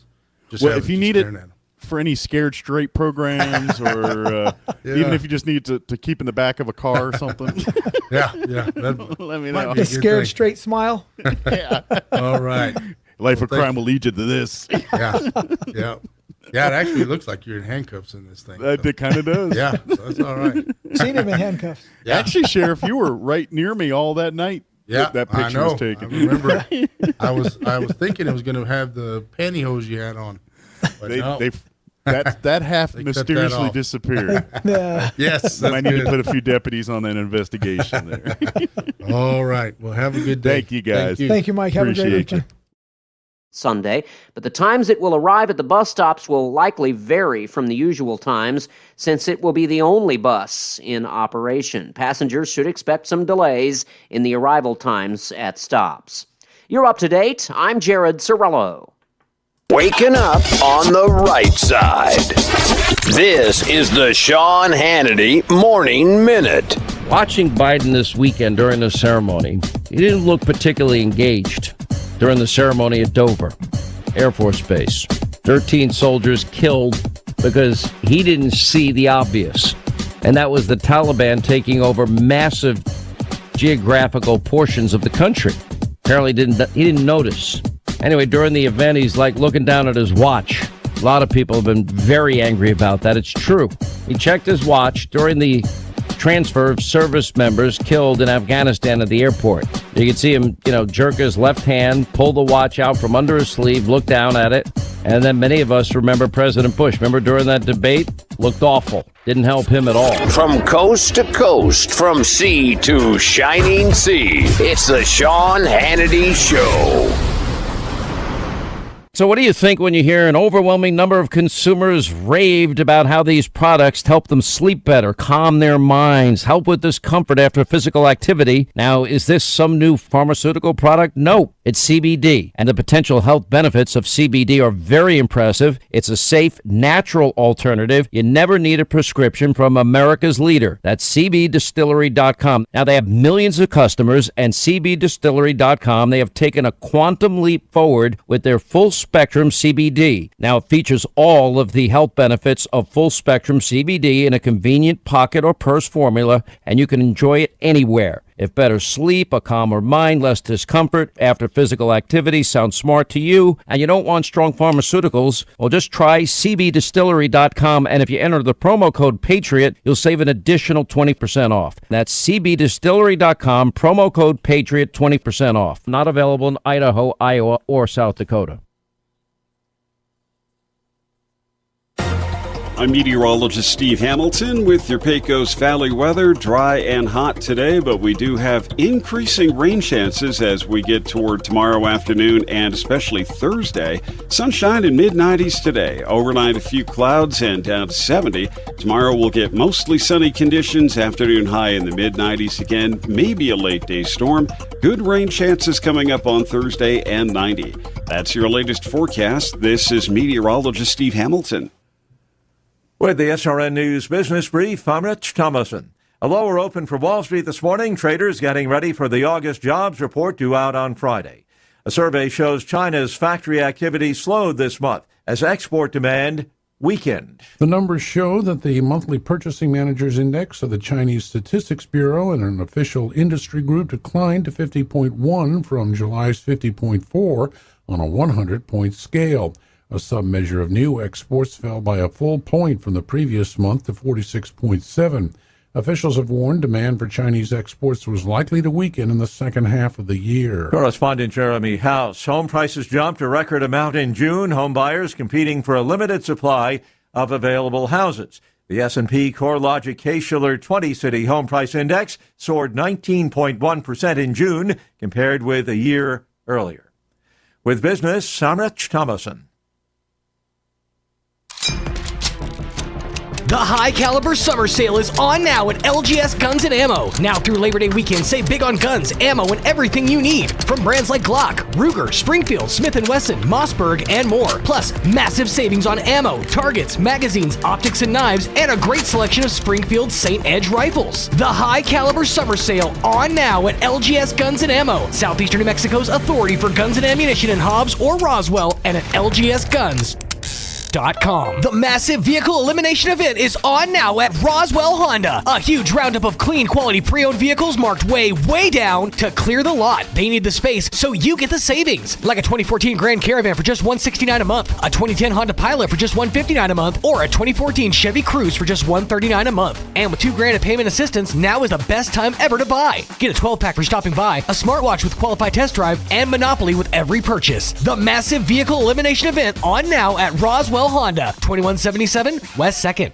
College football is back on the High Plains, and 106.5 Roswell's Talk FM is your Southeast New Mexico home for ENMU Greyhound football. Your ENMU Greyhounds welcome in Central Washington September 2nd, 6 p.m. Sponsored by J.P. Stone Community Bank and Rooney Moon Broadcasting to kick off the 2021 football season. Tickets are only $10 for adults. Kids 8 and under get in free. Call 575-562-2153 or visit goeasternathletics.com for more information. Eastern New Mexico football, all in. Here's a Mornings with Mike Winters fun fact. 47.2% of all statistics are made up on the spot. Is this true? I'd say chances are about 50%. Here's Mike Winters. And good morning. Closing in on 9:57. If you missed any part of our show today, I invite you to go back and check it out at your leisure. In the 7 o'clock hour, we had historian and author David Minton join us. He's living down there in Lee County, and he came on to help promote the historic book fair. The Historical Society for Southeast New Mexico is happening this Saturday from 9 to noon. He's also author of the book Lee County Pioneer Profiles, and so he'll be there signing books along with Donna Blake Burchell, John LeMay, and some others. And, of course, the rare books available for sale, too. But go back and check that out. Check out that interview at your leisure. Of course, we chit-chatted, and I ranted about drivers at the 8 o'clock hour. I think I needed a Snickers. And then in the 9 o'clock hour, about 9:15, we replayed our interview we had with Sheriff Mike Harrington and Under Sheriff Charles Eastless. You can go back and check out that interview as well, along with the interview with David Minton. KSVPTV.com. Click on the Mornings with Mike Winters channel, and you'll find all of our interviews there to check out and watch and listen to at your leisure. The way they've got it set up now is it's kind of broken down by day. It's the way the software does it. So you'll see the mornings of Mike Winters channel. You click on it, and then they have each day's full show. And then if you click on the show itself, a little drop window comes up, and you'll see all the interviews available from that show. So you just have to go by date. It's like, oh, he had so-and-so on Tuesday, and then go on Tuesday's thing, click it, and then you'll see all four or all the interviews that are there that day. But you can go there. If you don't like all that mess, you can go to the Facebook wall as well, Roswell Talk FM on Facebook.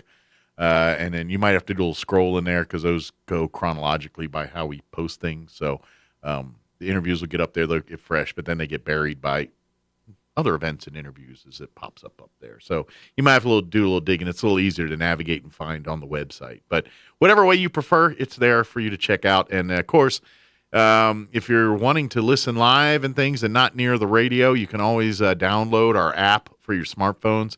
Roswell's Talk FM does have an app there. You can, with it, listen to our other sister stations and vice versa if you download their app, something. There is a couple of archive things that kind of get put there. I think you can listen like the day of show or the day before show on there, and then it kind of changes each day. I think that's still up there. But it's another little feature that you can access. And, of course, a lot of people like to listen on their Alexas and all that good stuff too. We're available on all that stuff. I don't know how to access all of it because I'm not that technical savvy, but we have it. It's there. I've seen it, know it's there. So, all right, we got to go. Thank you very much for allowing us to be a part of your day. We'll be back bright and early, 7 a.m. tomorrow. Have an awesome day. We'll talk to you then. Hugh Hewitt is now in Roswell on 106.5 FM KEND Roswell.